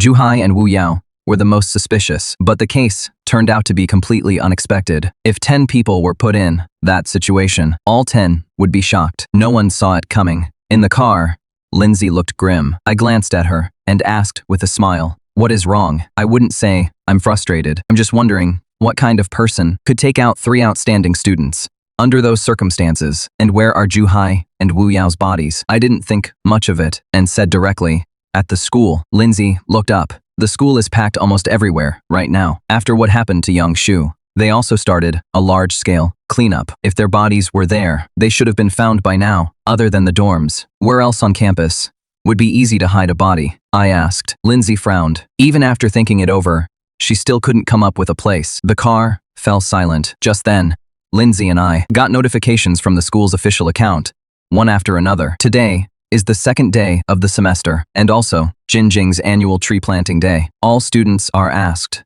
to plant your own Jinjing Yushan cedar on the hill behind the school before 6 p.m. today. Tree planting is a Jinjing tradition. Every new student plants a sapling on the hill behind the school. 4 years later, when the trees are fully grown, they too have grown from students into peace officers, capable of standing on their own. Lindsay looked at the notification, her face bitter. At a time like this, who could even think about going? At that, her voice caught. She suddenly looked at me, but I was already shouting to the driver, Sir, please drive faster. We need to get to the back hill of Jinjing Academy in 10 minutes. The taxi quickly arrived at the back gate of Jinjing Academy. When Lindsay and I got out of the car, we saw quite a few students gathering on the back hill. Even though there had been a murder, the other students' activities were still going on as usual. I spotted Wang Gang right away, organizing the event, and ran over to him. Director Wang, please stop the tree planting activity for now. Wang Gang frowned. Weren't you investigating Yang Shu's case? What are you doing here? Director Wang, Juhai, and Wu Yao are missing too now. Their parents said they went to do rural volunteer teaching with Yang Shu. We now suspect Juhai and Wu Yao may have met with foul play too. Their bodies are very likely hidden in these woods. Wang Gang looked at me in disbelief. What nonsense are you talking about? Yang Shu is the only one who is dead. How can you say Juhai and Wu Yao were also harmed? Director Wang, whether you believe it or not, to keep the scene from being disturbed, the activity has to be stopped for now, Lindsay added. Wang Gang thought for a moment. All right, then, get into the woods right away. I'll have campus security help you. Lindsay and I nodded and ran toward the woods. At the same time, we told them that when Lai Duo and Zhou Chao got back, they were to come in immediately. Every tree on Jinjing's back hill represents a student. That was a rule set by the new principal after taking office, so even though there were a lot of trees on the back hill, not many of them belonged to students. We headed straight for the student tree planting area. The killer once told Yang Shu's parents that they would see him in 2 days. At first, I thought he meant only Yang Shu, but now that I think about it, that may have included Juhai and Wu Yao too. What he likely meant was that in 2 days, the parents of all three would see the bodies. If that assumption is correct, Juhai and Wu Yao's bodies are most likely hanging from the trees they planted themselves. As we slowly walked into the tree planting area, a faint rotten smell drifted over on the wind. The smell wasn't strong, but Lindsay and I were already sure the bodies were just ahead. When we reached the trees for Yang Shu, Juhai, and Wu Yao, standing close together, sure enough, we saw 2 rotting bodies hanging from the trees. Several crows were perched on them, pecking down at them from time to time. We took a few more steps forward. Startled, the crows took flight, letting out harsh, mournful cries. They really are here. Lindsay sighed. I didn't say anything. I slowly climbed Juhai's tree. When I reached the body, the first thing I noticed was that its mouth was hanging open. There was no tongue inside. Its upper and lower jaws were held apart by an iron nail. That sight alone immediately brought a scene to mind. Juhai was brought here before she died and hung from the tree. To keep her from crying out, the killer cut out her tongue and used an iron nail to keep her from closing her mouth. Lindsay wasn't idle below the tree either. She was searching the ground, and soon she found something new. There was a pool of blood beneath each tree. Standing in the treetop, I examined the rest of Juhai's body. I yanked down her pants, and my eyes narrowed slightly. If Joe Kao were here, he'd probably say, "Where is it? Did the crows eat it?" I then climbed up Wu Yao's tree too. There was no tongue in her mouth either, and it too was held open with an iron nail. And what had been inside her pants was missing too. Just as I thought, I said, with a sigh. Lindsay didn't turn around. For criminal investigation, students, when working a case, they see only the victim, not whether the person is male or female. But she couldn't see clearly from under the tree, so she asked, curiously, "Is it the same as Yang Shu?" Yes and no. Aside from that area, Yang Shu's body showed no signs of deliberate mutilation. Juhai and Wu Yao were different. Besides that area, their tongues were missing too. The killer was probably afraid of being discovered. Then, after hearing what I said, Lindsay said, "Is that so?" There was a large amount of dried blood underneath. The killer didn't give them a quick death. After cutting out their tongues, the killer slit their veins. He had almost completely drained their blood. Yang Shu, Juhai, and Wu Yao were doormates. They had their occasional conflicts, but when something happened, they always stood up for each other. First was Yang Shu. There is no need to run DNA tests on these two bodies. They have to be Juhai and Wu Yao. They didn't really have any enemies at school, and they weren't the type to pick on the weak either. What exactly made them suffer something like this? There was one more major question. Why was Yang Shu at the dorm water tower while Juhai and Wu Yao were in the woods? The killer had no reason to do that at all. I spoke softly, my brows knit tight. When Juhai and Wu Yao's bodies were carried out of the woods, the entire Jinjing Academy was thrown into an uproar. Yang Shu's death had already set the teachers and students talking, and the outside media had covered it quite a bit too. Although the academy later managed to contain it, now that two more victims had been added, the situation had gotten beyond the academy's control. Su Hua called the four of us to the office. Her expression was more serious than ever. The number of victims has now risen to 3. This is the most serious incident since Jinjing was founded. The Municipal Public Security Bureau has already issued a notice. They'll be taking over the case in full. The academy will fully cooperate. And today, I will also submit my resignation to management. Li Duo and Zhou Kao looked horrified. President Su, what does this have to do with you? This major criminal case happened during President Su's tenure. She is the school's top person in charge. There was no other choice. I sighed too. Lindsay's face was full of reluctance, but she didn't want her grandfather to be upset. She could only comfort him. Don't worry, even if we've now lost our direct authority to investigate, we'll still find the killer. Su Hua looked over each of us and said, with a smile, I believe in you. If the Jingjin case is solved by Jingjin students, that will be the best answer you can give the deceased. All right, go back and keep at it. We walked out of the principal's office. Lindsay's eyes were red. Don't be upset. Principal Su might still come back, I said softly to comfort him. Lindsay bit his lip hard. Everything that has happened these past couple of days came too fast. It all happened so fast that we had no time to prepare. Now even our direct authority to investigate has been taken away. Ye Yang, tell me, what are we supposed to do next? Right now, the only clues we have are a few scattered ones. The calls to the 3 families all came from the same voice. Each caller claimed to have a cold, so the suspect is probably a man. Second, we can't change the direction of the investigation. This case still has a lot to do with a romantic entanglement. Third, and most importantly, we have to find out why Yang Shu was hidden in the water tower, while Juhai and Wu Yao were left in the tree planting area. Lindsay suddenly realized something. You're right. We can't change the direction of the investigation. Where the 3 bodies were hidden must be extremely important. To figure out what was different about the 3 bodies, we need to examine them again before the municipal bureau fully takes over. Li Duo said, we need to hurry. After I finished speaking, the 4 of us immediately rushed to the forensic lab. But when we got to the door, we found several officers already there. You 4, stop. What are you doing here? They stopped us. Li Duo looked helpless. Looks like they still got here first. It is fine. If we have to, we'll force our way in. As I spoke, I said to the officers, we're the cadets from Jingjing Police Academy.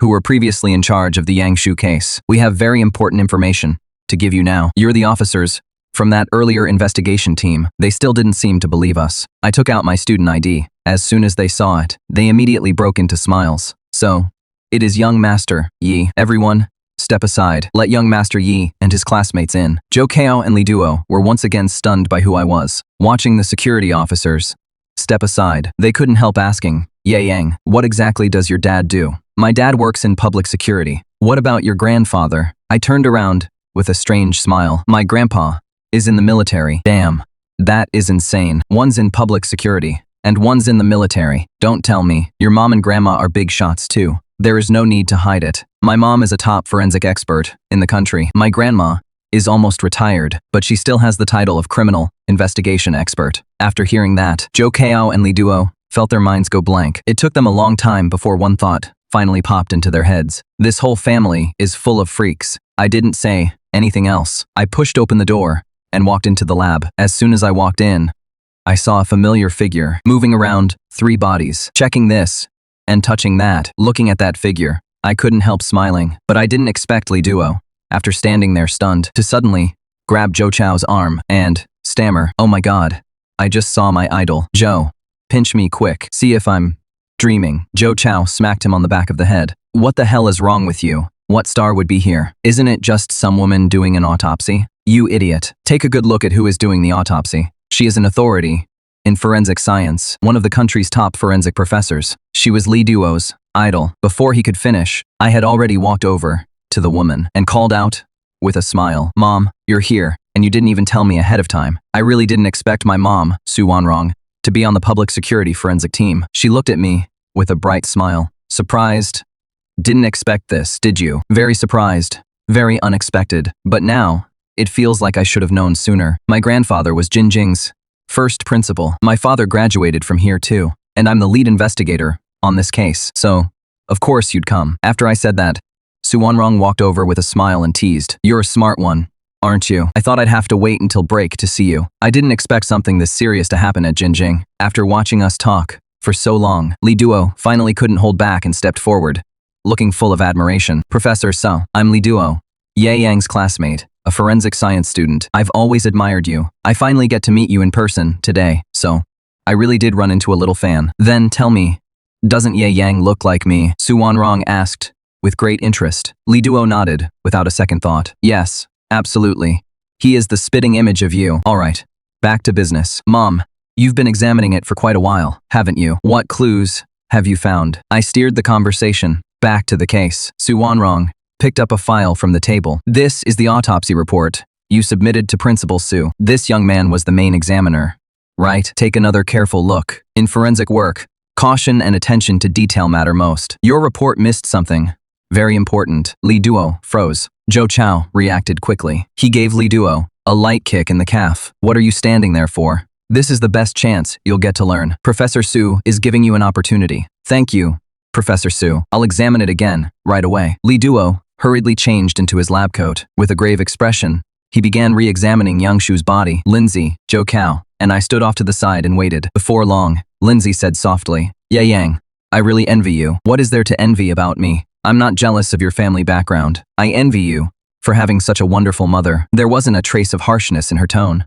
"And no matter where you are, you're always the center of attention. That is what I envy most." I get it now. Maybe Lindsay's mother has always been very strict with her. You think my mom is wonderful. But, to my dad, that is what they call a doting mother ruining her child. I joked. Lindsay smiled lightly and didn't say anything else. She quietly waited for the results. After an unknown amount of time, when Li Duo finished examining Yangshu's body again, his expression changed. Zhou Kao stepped forward, wanting to ask if he'd found something new. I held her back. We quietly waited for Li Duo to continue examining Zhu Hai and Wu Yao's bodies. After a long while, Li Duo stopped what he was doing. He first walked up to Su Wanrong and gave a slight bow. "Professor Su, thank you for your guidance. I won't make that kind of basic mistake again." The 3 of us walked over. Su Wanrong asked with a smile, "Then, tell me, what did you overlook?" I overlooked their internal organs. After examining the organs of all 3 bodies, I found signs of poisoning to varying degrees, and it was chronic poisoning, even if no one had killed them. In another year or two,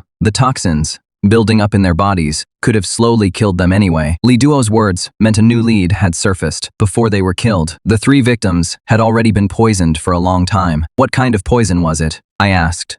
They all had large amounts of chloramphenicol in their systems. It is an antibiotic. It is mainly used to treat typhoid, salmonella, and similar infections, but if taken for a long time, it can damage the digestive system, nervous system, blood-forming system, liver, and other bodily functions. In other words, if they had kept taking it, their bodies would have gotten weaker, and it could eventually even have caused death. After Li Duo finished speaking, Lindsay's face lit up with delight. All of Jinjing's students eat in the cafeteria. Other than that, there was no other way. Then, the water source is also a possibility, Zhou Kao said. I shook my head. The water source couldn't be it. Only the 3 boys in dorm 314 were poisoned. If it was the cafeteria, why didn't anyone else show signs of poisoning? Zhou Kao asked. So, we need to find out why. We'll start with the cafeteria. We need to question everyone, especially what was different about how Yang Shu and the other 2 ate compared to the other students. Then, what are we waiting for? Let's get to the cafeteria now. We can't let public security get there first,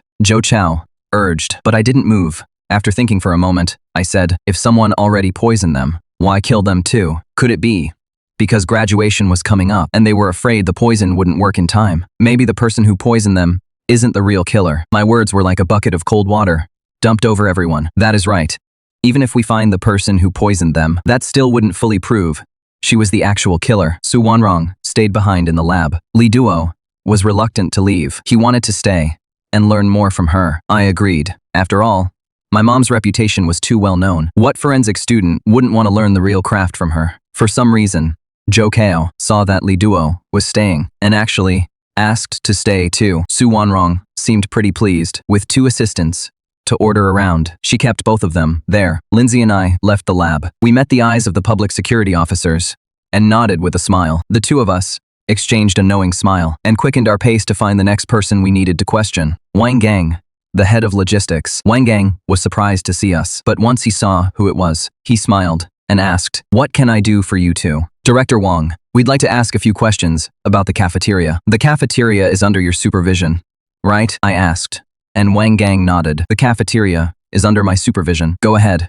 What do you want to ask? So much has happened at the school lately. I've been really busy. I'd like to ask if there were any special cases involving student meals. For example, Yang Shu from the previous graduating class. Did they eat different meals from the other students? Wang Gang immediately shot that down. That is impossible. Jinjing would never make special meals for just a few students, and we never found any students whose meals were better or worse than anyone else's. So, was the school cafeteria contracted out to an outside company? I asked. That part is true, but the cafeteria still couldn't have had the kind of situation you described. I felt there was no point in asking any more whether Wang Gang was telling the truth or not. He had no reason to cover anything up. Maybe he really didn't know. I didn't ask anything else. Lindsay and I said goodbye. We walked out of the office. Lindsay asked, with a frown, "Are we really going straight to the cafeteria? Wouldn't that just tip them off? Did you forget? We still have someone who can give us clues," I said, with a smile. Lindsay caught on almost right away. Right. There is still Guo Jie. He was really close to Yang Shu and the others. He must know something. After agreeing on that, the 2 of us left the school. We contacted Guo Jie again and met him at that coffee shop. Even though we no longer had primary authority over the investigation, Guo Jie's attitude hadn't changed. "Did you come to see me today because you found a new lead?" Guo Jie asked. As soon as we met, I got straight to the point. "I assume you already know Zhu Hai and Wu Yao's bodies were found. We came today because of the poisoning of the 3 of them." Guo Jie looked completely confused. The latest autopsy showed poisoning. All 3 of them had long-term chloramphenicol poisoning. We suspect it was related to their food. At Jinjing, the cafeteria was the only place to eat. You were closest to them, so you should know something, right? The moment I finished speaking, Guo Jie's expression suddenly changed. Although the change was quickly hidden, I caught it with my own eyes. That look left me very confused. Guo Jie spoke first. "Are you sure the cafeteria is really the only possible source?" Lindsay and I both nodded. Guo Jie then said, "If that is the case, then there is only one person who could have poisoned them. He is a young cafeteria worker named Feng Yan. He is in his early 20s and is cousins with the boss who runs the cafeteria. Though Feng Yan is young, he is very calculating. Whenever it was his turn to serve the students, the portions were always tiny. Yang Shu had argued with him about this before. Later, He and Wu Yao got so fed up that they got some people together and beat him up. After that, every time Feng Yan saw them, he'd act especially friendly, and every time, he'd secretly give them some extra side dishes he had hidden. At first, Yang Shu and the others looked down on it, but after a while, they got used to it. During that time, Feng Yan got along very well with them. After Guoji finished, I smiled and said, "Sure enough, I always get a lot of useful information from you. If nothing unexpected happened, then Feng Yan is probably the one who poisoned them." "All right, senior. Go ahead and get back to work. We need to head back to school." "Okay," Guoji said, getting ready to stand up and leave. But this time, she stopped again. I was the one who called out to her. "Senior, do you often eat with Yang Shu and the others?" I suddenly asked. Guo turned around. Her expression was calm. "Often, but I haven't felt sick this whole time. I'll go to the hospital for a checkup tomorrow." Take care, senior." Take care, senior." Lindsay watched her walk away and brought up again what he'd said when we first met. I've always felt like there is something strange about her. I just smiled and didn't say much. I only watched Guoji's back, but suddenly made up my mind. After Lindsay and I briefly met with Guo, we immediately went back to school. There were a lot more security officers at the school. They'd all been transferred from the city bureau to handle the case involving Yang Shu and the other two. Jinjing is a training ground for talent in the public security system. A major case involving 3 deaths happened here. Forget the city bureau. Even my father, Ye Zhengbang, had no choice but to take it seriously. Lindsay and I had planned to go straight to the cafeteria, but we ran into a middle-aged couple on the way. Their faces were full of grief. Lindsay and I exchanged a glance, thinking they might be the parents of one of the 3 victims. I walked over to them. "Hello, sir and ma'am. My name is Ye Yang. I used to be a Jinjing student involved in the Yang Shu, Zhu Hai, and Wu Yao case. May I ask who you are?" "We're Yang Shu's parents. What do you want?" Yang Shu's father asked. But after Yang Shu's mother looked us over, she said, oddly, "Is Jinjing really this careless? How old can you two even be? How are you supposed to investigate a case?" "Ma'am, Lindsay and I may be young, but every lead the security bureau is following right now came from us. The reason we stopped you is that we just want to ask what, during that phone call, did she say to you back then?" Without a doubt, the person who called all 3 sets of parents was the real killer. It was mostly just carrying small talk on the phone. The only things we remember are her talking about how hard the volunteer teaching work was, and telling us to take care of our health and things like that. I nodded. "Did you record it? What date was the call? How long did it last? Why would we have thought to record it then? We only remember that it was the 21st of last month. The call lasted almost an hour. We really thought it was Yang Shu." The voice had a heavy nasal tone from a bad cold, but the way the person spoke was exactly like him. "All right. I understand. Please accept our condolences, sir and ma'am." I didn't ask any more questions. Yang Shu's parents left gloomily. Lindsay glanced over. "Let's go to the cafeteria now. No rush. Let's go ask Zhu Hai's and Wu Yao's parents too." After that, I went to find the other 2 couples. They were both staying temporarily in the school dorms. Among them, Yang Shu's family was the most well-off. His father was a successful businessman with assets worth over 100 million. The poorest was Zhu Hai, from an ordinary farming family. His parents were honest, simple people. Lindsay and I asked the same questions: whether there was a recording, how long the call lasted, and the date of the call. After asking around, we found that everyone gave the same answer. The call came on the 21st of last month. The caller was a man, and he sounded like he had a bad cold. The call lasted at least half an hour. Looks like we're getting very close to the truth, right? As we walked out of Wu Yao's parents' room, a smile finally appeared on Lindsay's face. "We should be close. Now, it is time to find the evidence." I smiled softly, too. But then, Zhou Kao and Li Duo came running over, out of nowhere. "Ye Yang, Lindsay.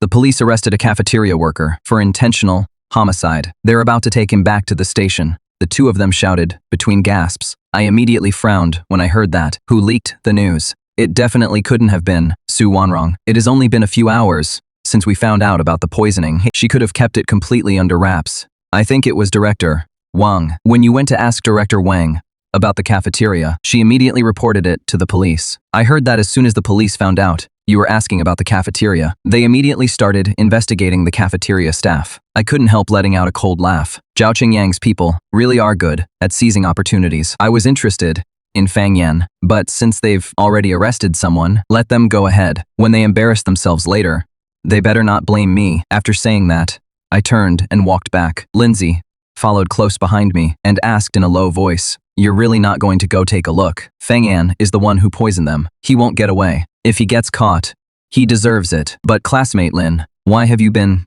following me around? Lindsay froze for a moment. To investigate the case. Investigate what? I'm not made of iron. Either. I've been skipping meals and sleep these past 2 days. We need to get some real rest. Of course, classmate Lin. If you think the girls' dorm isn't very comfortable, my dorm would be happy to have you. Seeing me grin, Lindsay rolled her eyes at me. She tossed out one line and strode off. Dream on. I spent 2 whole days busy with the Jinjing murder case. Lindsay thought I was lying when I said I was going back to rest. She didn't expect me to really sleep the whole time. It wasn't until it got dark that I finally woke up. Lindsay, who had come by to look for me, had already left the men's dorm. I stretched lazily. I saw there was still some food on the table and looked over curiously. I saw you hadn't eaten anything. I bought this for you. No need to thank me. The handwriting was neat and delicate. It was obviously a girl's handwriting. Smiling, I opened the lunchbox. It still felt a little warm, so I happily started eating. It is easier to work on a full stomach. It was already pitch black outside. Zhou Kao and Li Duo were both gone. I went out by myself and left the school. At the school gate, I hailed a taxi and told the driver to go to Phoenix Residential Complex. After the car arrived, I felt like I had been here before. I headed straight for Building 3. I went all the way up to the 12th floor. I stood outside one of the doors and knocked. When no one answered, I finally took something out of my pocket. In just 2 or 3 seconds, the door opened. I walked inside. A faint fragrance lingered in the air. The whole place was decorated the way a girl would decorate it. Probably no one would have imagined that I would come to Guoji's house that night. There was nothing particularly unusual about her home, but I wasn't in a hurry. My meeting with Guoji earlier that day left me feeling there was a lot about her I couldn't quite figure out. In my earlier judgment, Guoji was the least suspicious person, but being the least suspicious didn't mean she had no suspicion at all. I never rule out anyone connected to a case as a suspect. I came here while she was away, hoping to see if I could find anything new in the house. After looking around the living room, I went on into the bedroom. The room was still in a simple style, but there was a very large wardrobe. I couldn't help getting curious about it. From what I knew, Guoji had been pretty carefree as a student. She was never that into clothes, shoes, makeup, or the other things girls usually like. So, with a wardrobe that big, she really had no need to keep it in her room. It only made the room feel especially cramped. That didn't fit her style. I slowly walked over to the wardrobe and gently pulled the door open. Inside were Guoji's clothes. Most of them were black and white, t-shirts and casual clothes. I took a quick look and didn't see anything unusual. I pulled my hand back and was about to close it, but when I smelled inside the wardrobe, something felt off. So, I pushed the clothes aside, one by one again, because I caught the scent of sandalwood inside. As I moved the clothes aside, the sandalwood smell in the wardrobe grew even stronger. Looking more closely, I found there was actually a hidden compartment behind the row of clothes. I immediately opened it, and what I saw inside made my heart skip a beat. 2 electric candles gave off a faint glow. The sandalwood scent was coming from a small incense burner. Quite a lot of ash had already built up inside it. It had probably been there for at least a month or 2. I reached my hand into the ashes, but my eyes stayed fixed on the 2 photos hanging inside the compartment. The photos showed 2 young men. They were in their 20s, with bright, youthful smiles on their faces. They were Wu Yao and Zhu Hai, whose bodies were later found in the woods. But if their photos are here, why is Yang Shu the only one missing? This is Guoji's home. Even if she is paying tribute, Yang Shu should be the first one she honors. So, why are there only photos of Zhu Hai and Wu Yao hanging here? Do friends really need to pay tribute like this every day? It is not that I don't believe in friendship, but for a friend to keep memorial photos hanging every day and burn incense to pray before them is just far too rare. At that moment, it felt like I'd lifted another layer of the case. I had always tied Yang Shu, Zhu Hai, and Wu Yao together. It wasn't until I found the latter 2 bodies that I first started thinking they should be separated. But a thought was just a thought. I still hadn't acted on it. But now, looking at who Guoji was honoring in her home, I seemed to realize something. I had really met my match. Yang Shu's case had to be separated from Zhu Hai and Wu Yao's. If I kept treating the 3 deaths as one, I might never solve the case. I looked at the 2 photos in the hidden compartment and wondered why. As Yang Shu's girlfriend, Guoji wasn't paying tribute to him. Was Yang Shu not dead? That was impossible. The autopsy report was hard evidence. Yang Shu was already dead. Even the body had been gnawed beyond recognition by rats. Could it be that the person who killed Zhu Hai and Wu Yao and the person who killed Yang Shu were not the same? Guoji, congratulations. You've once again become the prime suspect. I gently closed the hidden compartment and put the clothes back in place. After making sure nothing would raise suspicion, I checked the time. It was almost 9 o'clock. Guo was probably about to get off work. After carefully checking that there were no surveillance devices in the house, I opened the door and left. A little over 10 minutes later, Guo returned home. She turned on the light, took off her police uniform, opened the wardrobe, moved the clothes aside, and lit a plate of sandalwood incense. Wisps of smoke slowly rose. Guo stood there, quietly. She neither spoke nor moved. No one knew she actually did this every day. After standing there for an hour, she would give the photo a slight bow and say goodnight. The night seemed to pass peacefully. On my way back to school, I got a call from Li Duo. Yang, where are you? Why is no one in the dorm? I was feeling cooped up at school, so I came out for a walk. What is up? Professor Su and I did a thorough examination of the 3 bodies. We found something new. Get back here right away. I urged the driver to hurry back to school. Then I headed straight to the lab. When I went in, Li Duo said excitedly, your guess was right. Yang Shu's time of death was different from Zhu Hai's and Wu Yao's. Zhu Hai and Wu Yao died first. Yang Shu died last. I thought to myself, just as I expected, can you tell how far apart their times of death were? An exact figure is hard to determine, but the gap between their deaths should be no more than 5 days. Su Wanrong added. I nodded. I glanced around the lab, then suddenly asked, where is Lindsay? She still hasn't come. I just called her. It sounds like she is out too. I didn't ask any more. I pulled Su Wanrong aside. Mom, you're a woman. Help me figure this out. After her boyfriend died, a woman doesn't mourn him. Why would she mourn her 2 friends?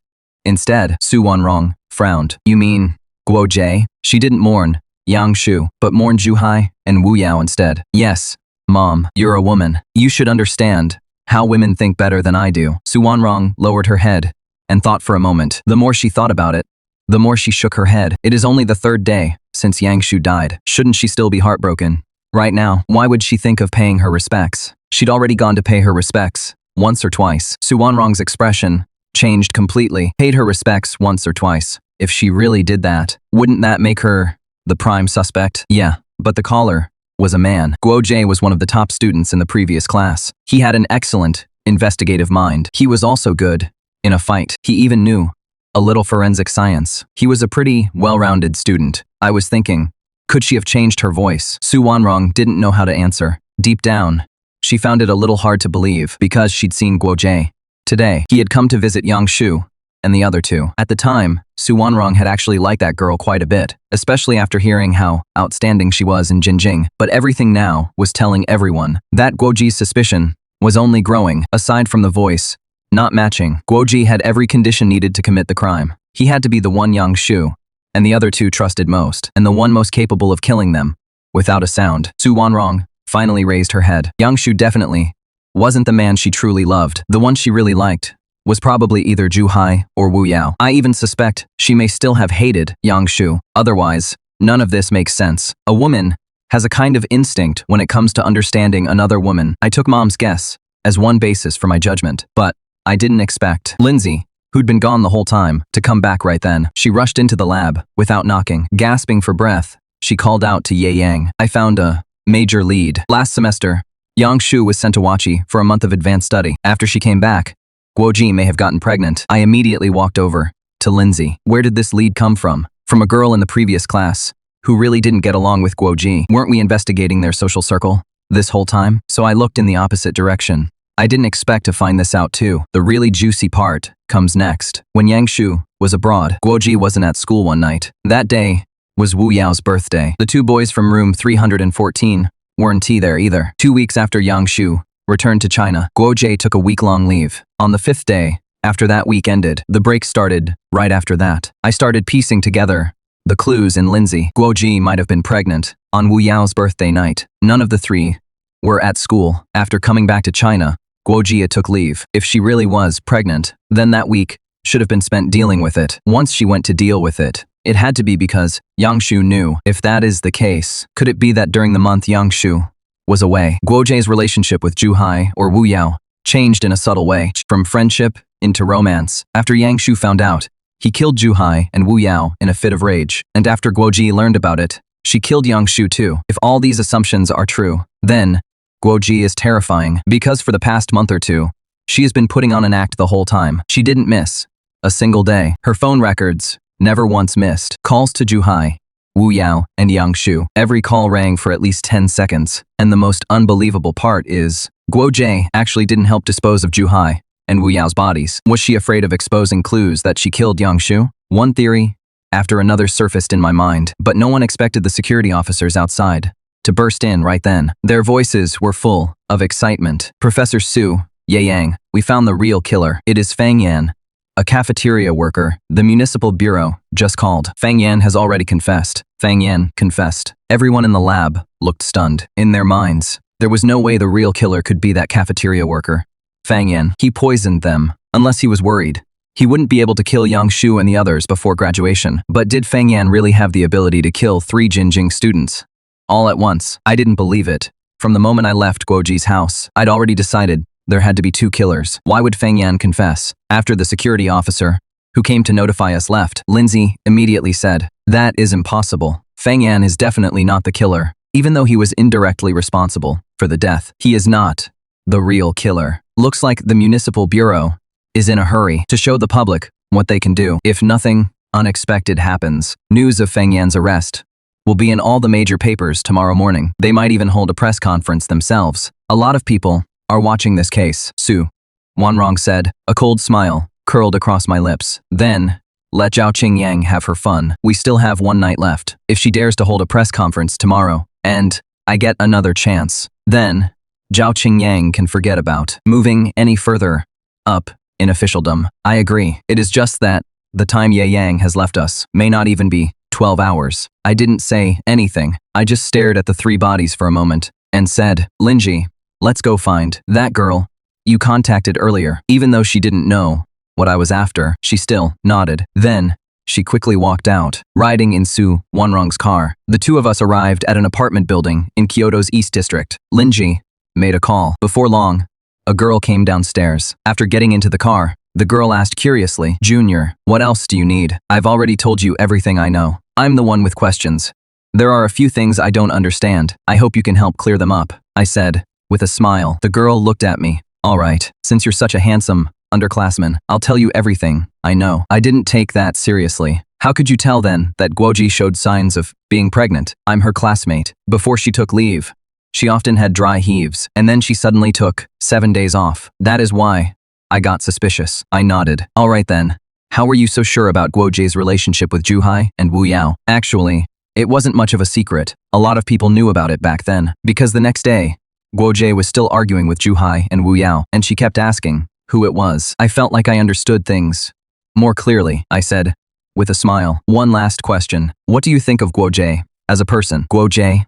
Even though I really don't like her, I've always felt she was too full of herself. I still have to admit, she really was an outstanding student. She was practically a genius in criminal investigation. Back in school, whenever we did crime scene simulations, out of 10 times, she figured out the killer 7 times. Then, what about you? If Guojie were to commit a crime, how far do you think she could take it? I said with a smile. No one would suspect her. Even if they did, they would immediately rule her out. I didn't ask any more questions. All right. Thank you for the information, senior. If we get the chance, we'll treat you to a meal another day. The girl smiled and nodded. But, just before getting out of the car, she suddenly asked, if possible, you don't need to treat me to a meal. Could you let me see Yang Shu? I can guarantee you'll see him tomorrow. All right, I'll wait. After saying that, the girl got out and left. As far as Lindsay was concerned, she didn't think they had gotten anything valuable out of it. But, from my face, she saw something like confidence. Do you have a new theory? Lindsay asked. We can now be completely sure that Guo Jia killed Yang Shu. As for Zhuhai and Wu Yao, they were probably killed by Yang Shu.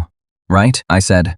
Lindsay didn't rush to ask why. Instead, she started piecing it together herself. On the night of Wu Yao's birthday, Guo Jie slept with Zhuhai and the others. Afterward, she got pregnant, and Yang Shu found out. The records show that Yang Shu was not only outstanding, but also aloof. He definitely couldn't have tolerated it, so he killed Zhuhai and Wu Yao. But by then, Guoji may already have been involved with Zhuhai or Wu Yao on a whole different level. So in his pain, he set another trap and killed Yang Shu, and he fabricated everything. Right, I didn't answer his question. Instead, I suddenly felt like I'd missed something. My mind kept going over it. What had I missed? Then suddenly, an essay came to mind. There was a skilled ventriloquist in the capital entertaining guests. He held a grand banquet in the northeast corner of the hall. A lot of students are familiar with this essay. It is called ventriloquism. And when I went to Guoji's house tonight, there was a piece of calligraphy hanging on the wall. It was that very essay. The person who signed it also had the surname Guo. At that moment, that piece of calligraphy suddenly seemed crucial. Even though it couldn't be used as evidence, it became the strongest reason I was sure Guojie was the real killer. Come on, let's go back to the lab, I said. Lindsay looked at me. You're not still planning to look for clues on the body, are you? Other than the body. We don't have time to look for evidence now. Someone as capable as Guojie wouldn't leave evidence behind for us. But Guojie is smart. Yang Shu was smart too. Unless he was really killed with a single hammer blow, he must have left something behind. A single hammer blow really could be fatal. But what if Yang Shu didn't die right there? He may have struggled. And there is also the primary crime scene. We never found out where it was. Maybe it is hidden in the place people would least expect. So, where is the primary crime scene we've ruled out so far? The rooftop. The place Zhou Kao ruled out. Lindsay and I rushed back to the school as fast as we could. We went straight to the lab. When Su Wanrong saw us, she immediately asked, "Did you find any evidence?" I shook my head. No, but I'm now certain Guojie was involved in the case. Mom, you and Li Duo stay on it a little longer. Do a more thorough examination of the body, especially the fingernails and the mouth. Zhou Kao, go prepare the luminol solution. Zhou Kao asked in surprise, "Did you find the primary crime scene?" Not sure, but I want to use luminol on the rooftop to reconstruct what happened and see whether it really was the primary crime scene. Luminol reagent wasn't hard to prepare, but the glow it produces in the presence of blood is extremely faint. It had to be used after dark or somewhere with good zheguan. It was already late at night. Zhou Kao and Li Duo immediately went to prepare the reagent. Once the reagent was ready, Li Duo stayed behind to help Su Wanrong, while I took Zhou Chao and Lindsay to dormitory building. The reagent available in the building was limited, so there was no way to make a large amount in such a short time. When we got to the rooftop, Zhou Kao and Lindsay both looked at me, as if asking, "Where do we spray first?" I looked around. Guojie was capable of putting up some resistance, but he was unlikely to have carried the body into the water tower. If he wanted Yang Shu to die without any warning, then behind this iron door was the best place to hide. Zhou Chao sprayed the reagent in a straight line from the iron door to the water tower. Zhou Kao nodded, then picked up the reagent and sprayed it little by little along the straight line I pointed out. As long as there had once been blood on the ground, it would show up no matter how thoroughly it had been cleaned or how much time had passed. The sprayed reagent slowly extended toward the water tower. Before Zhou Chao even reached the water tower, small patches of fluorescence began to appear on the ground. One area kept spreading. I immediately took out my phone and recorded it. Then, a pair of silver glowing footprints appeared before my eyes. I immediately shouted, "Lindsay, what shoe size does Yang Shu wear?" "I think size 43. What size do you think this pair on the ground is?" "Probably only size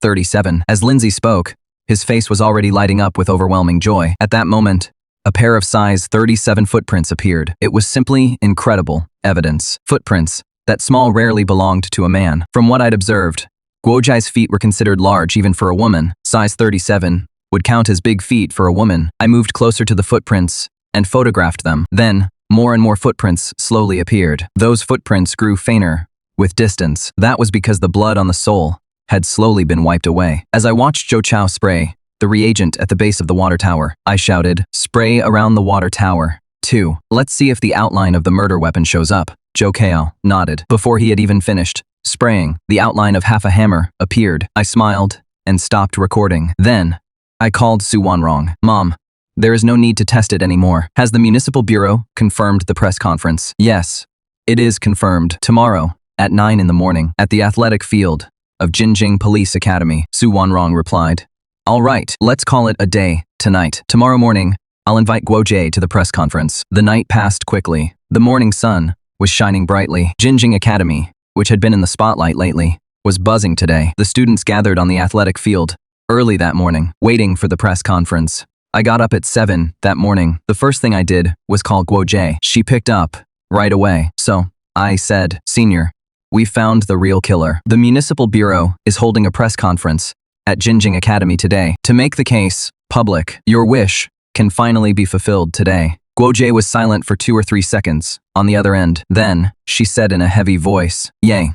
Thank you." Of course, after the call, I got dressed and called Zhou Kao and Li Duo downstairs. Looking at the packed athletic field, Zhou Kao said, "Almost every student at Jinjing Academy is here. I think I see President Sue, he is in the crowd too. Li Duo suddenly pointed in another direction. Lindsay immediately ran over. I smiled. Let's go say hello too. Su Wanrong wasn't in the president's seat. Instead, she was standing among a group of students. Such a major murder happened at Jinjing during her tenure, even if she wasn't directly responsible. But I know that as the principal of Jinjing, the top priority is keeping students from committing crimes. Simply producing geniuses can also mean producing highly gifted criminals. Even though it is not written in any document, it has always been an unspoken, ironclad rule. The three of us went over to greet Suhua. She looked a little tired, but she was still in good spirits. You all really do have sharp eyes. Just take a good look at today's press conference. Will it turn into a joke down the road? Suhua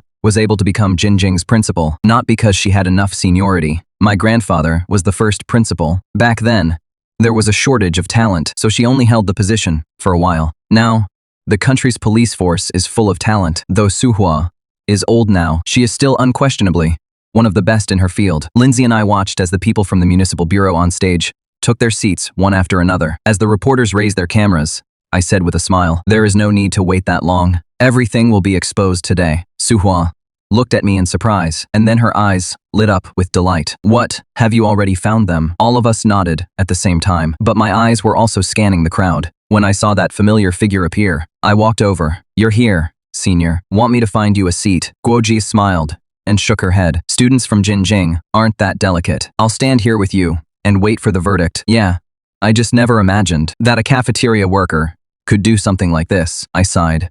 Who could have imagined it? Maybe it is something about Jinjing, being around a bunch of policing geniuses every day. Maybe she picked it up just by exposure. What makes a truly skilled criminal so dangerous is this. Even when she clearly is the killer, people still have a hard time accepting it. Guo Jie seemed to sigh. I asked with a meaningful look. That is well said, senior. I've always thought so too. The killer is often hiding in the places we usually think are impossible. At that moment, Guo Jie turned to look at me, as if he wanted to say something, but an official from the city bureau on stage had already leaned into the microphone and said twice, Wei Wei, friends from the media, and faculty and students of Jinjing Police Academy.